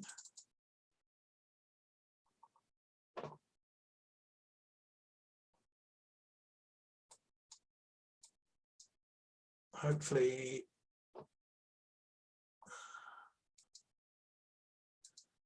you can see that, and you can hopefully hear it. My name is Dr. Leila Marks, and I'm going to talk to you about the Dundee Greenhouse Partnership and how we developed our electric tricycle program, Rediscover Dundee. So first I'm going to quickly... Can't see the screen, Nigel, sorry. Quite literal. So green means green spaces. Sorry, don't know what happened there.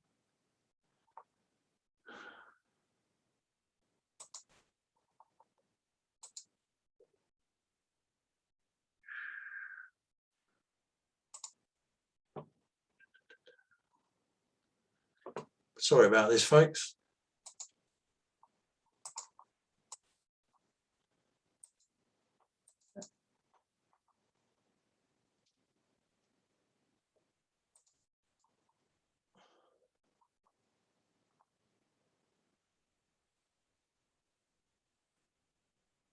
Can you see that?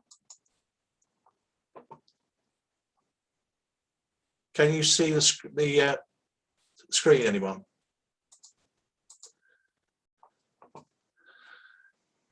Yeah. Let's see if it plays. The parks, woodlands and community gardens in Dundee, and we use these for health benefits, so mental health, physical health, helping people manage chronic diseases, but also linking people together and building the community and tackling social isolation. And we do this by working in partnership. So that's a partnership between the third sector, the NHS, who refers people to these groups, the universities who help us with the evaluation, and then of course it's for the people in Dundee. So at the top right here, you can see all the different partners that we currently work with.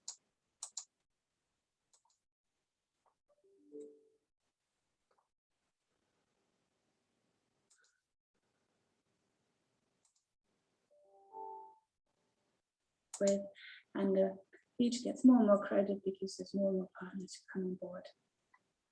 So our flagship project, our greenhouse prescriptions, this is our pathway that allows us to connect patients within primary and secondary care to third sector interventions to help them feel better.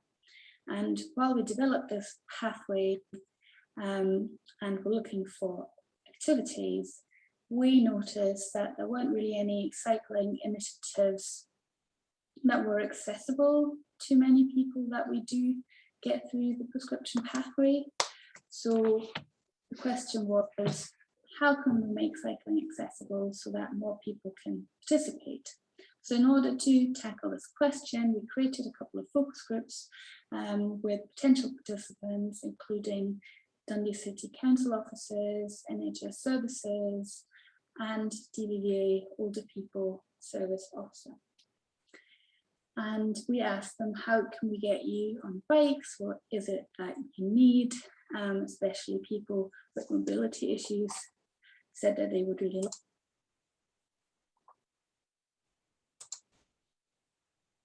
like to cycle, but it's just not safe for them. And then Dundee is quite hilly as well, that makes it really difficult.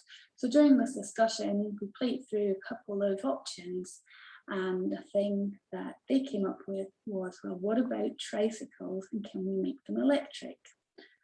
So the answer is yes. We found some electric tricycles, and we had some participants testing them, and as you can see here, they are lots of fun. And we had a couple people try them out and a couple different services and people with different needs, and they all thought that these are fantastic, you are nice and stable, and you have the added electricity to really help you move and also help you with those little inclines and hills that we have in Dundee.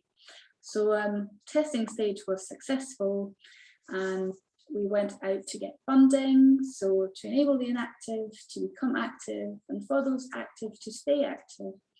And the Energy Saving Trust funded 18 electric trikes, and we also got 2 e-bikes and a trailer. And then we linked this up with several services and different community groups to make use of them. And we had a launch. So this was in 2019. And here you can see Charlie, and he was a bystander. This is in December in front of the Overgate, that's our shopping centre. And he has a Zimmer frame, and he's also got COPD, which we found out later. And anyway, so Charlie looked at these trikes and was quite intrigued and wondered if he could have a go at them. So of course we wanted him to try them, and he did. So this is actually the last image I have from him, because then he just went and explored the city centre and was gone for 45 minutes. And needless to say, I was a bit worried, but he came back and he had such a big smile on his face. He really enjoyed the ride. He said, oh, the wind in my face and the speed I was going at, and I could go so straight, and I was just fantastic. So he stuck around for a little longer because he actually wanted another go, but he also inspired this lady who sat at the outside Costa. And so remember, this is December, her coffee was probably cold, and she watched us for hours. And she just had a knee operation, and she also had a Zimmer frame. But she said, you know, if he can do it, then I think I can do it too. And now I'm going to hand over to Barry, and she can tell you a bit more of where the project went from then. Thank you. Hi there, my name's Barry, and I'm the Green Health Development Worker for the project. So much has happened since our launch event, and I'm so proud of where the project is today. From weekly rides to our e-bike borrowing scheme, the project's really grown over the last 2 years. We're really passionate about getting the word out about rediscovering Dundee. We've done this by hosting gala events, our most recent being at the Overgate Health Week, which is a Dundee shopping centre, where we set up a stall and allow people to come along and try the trikes, which is a great way for people to not only have a go of the trikes, but to also sign up for our weekly rides.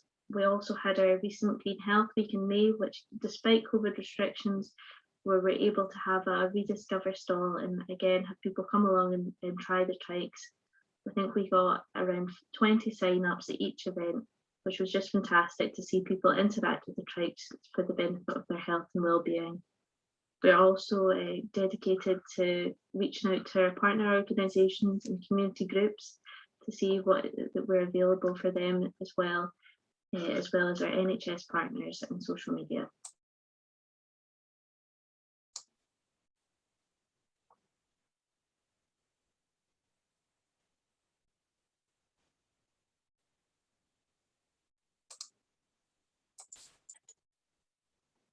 We've been delighted to receive so much positive press in Dundee for round cycling.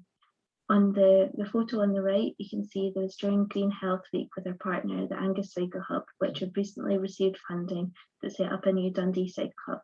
We're delighted to work with them, and we're hoping to receive 2 new wheelchair bikes to add to our Rediscover fleet. This is an excellent opportunity for us as we're trying to make the project as accessible as possible to everyone. It was great to have the e-trikes featured in an ad for Green Health prescriptions. As you can see in the photo, Charlie's talking about his experience with Rediscover, and he still has a trike on long-term loan that he goes out on twice a day. And it's amazing to see the positive impact that's had on his life, being able to explore the community as well as getting out and getting some fresh air every day. It's been a great success story for us. It's been fantastic to see Rediscover grow from strength to strength. But how do we know that it's successful? For one, our waiting list is huge. We always have people that are wanting to interact with the project by either joining one of our weekly rides or renting an e-bike from us. Our weekly rides are currently made up of 8 sessions throughout the week, which are both one-to-one and in small groups. Our weekly rides are a great way for people to meet new people, as well as working on their own physical and mental health journey. We actually have somebody on the project at the moment who's working towards a weight loss goal so that they're able to have surgery that they need. They're doing fantastic, and it's lovely to see people progress in this way. As well as our weekly rides, we also hire out e-bikes for a short period of time for people to borrow in the community. This was fantastic during COVID because it allowed people that were really struggling to get out and enjoy the outdoors, as well as a couple of care staff, both in the NHS and in the care sector, borrowed e-bikes so that they were able to commute to work without having to get public transport during the height of COVID. We're delighted to have a second fleet in the progress. We're hoping to have this at Royal Victoria Hospital, which is on the opposite side of the city of where our current fleet is. This will be a great opportunity for people in the west of the city to have the e-trikes on their doorstep. We were thrilled to receive an Active Travel Project of the Year award in 2020 for such a meaningful award for us at the end of a really difficult year. On behalf of myself and Viola, thank you so much for listening to our presentation. And if you'd like to hear more about Rediscover or the work we do at Green Health, please don't hesitate to contact us. We'd be delighted to talk about it. Thank you so much. So there we go. Hope that was interesting. It's a fantastic project up in Dundee. They've won various prizes for their green social prescribing and associated things. So an interesting way to finish, I think. So without further ado, thank you all again for your participation, and I'll be in touch as soon as I can. Enjoy the rest of your evening. Bye. Thank you.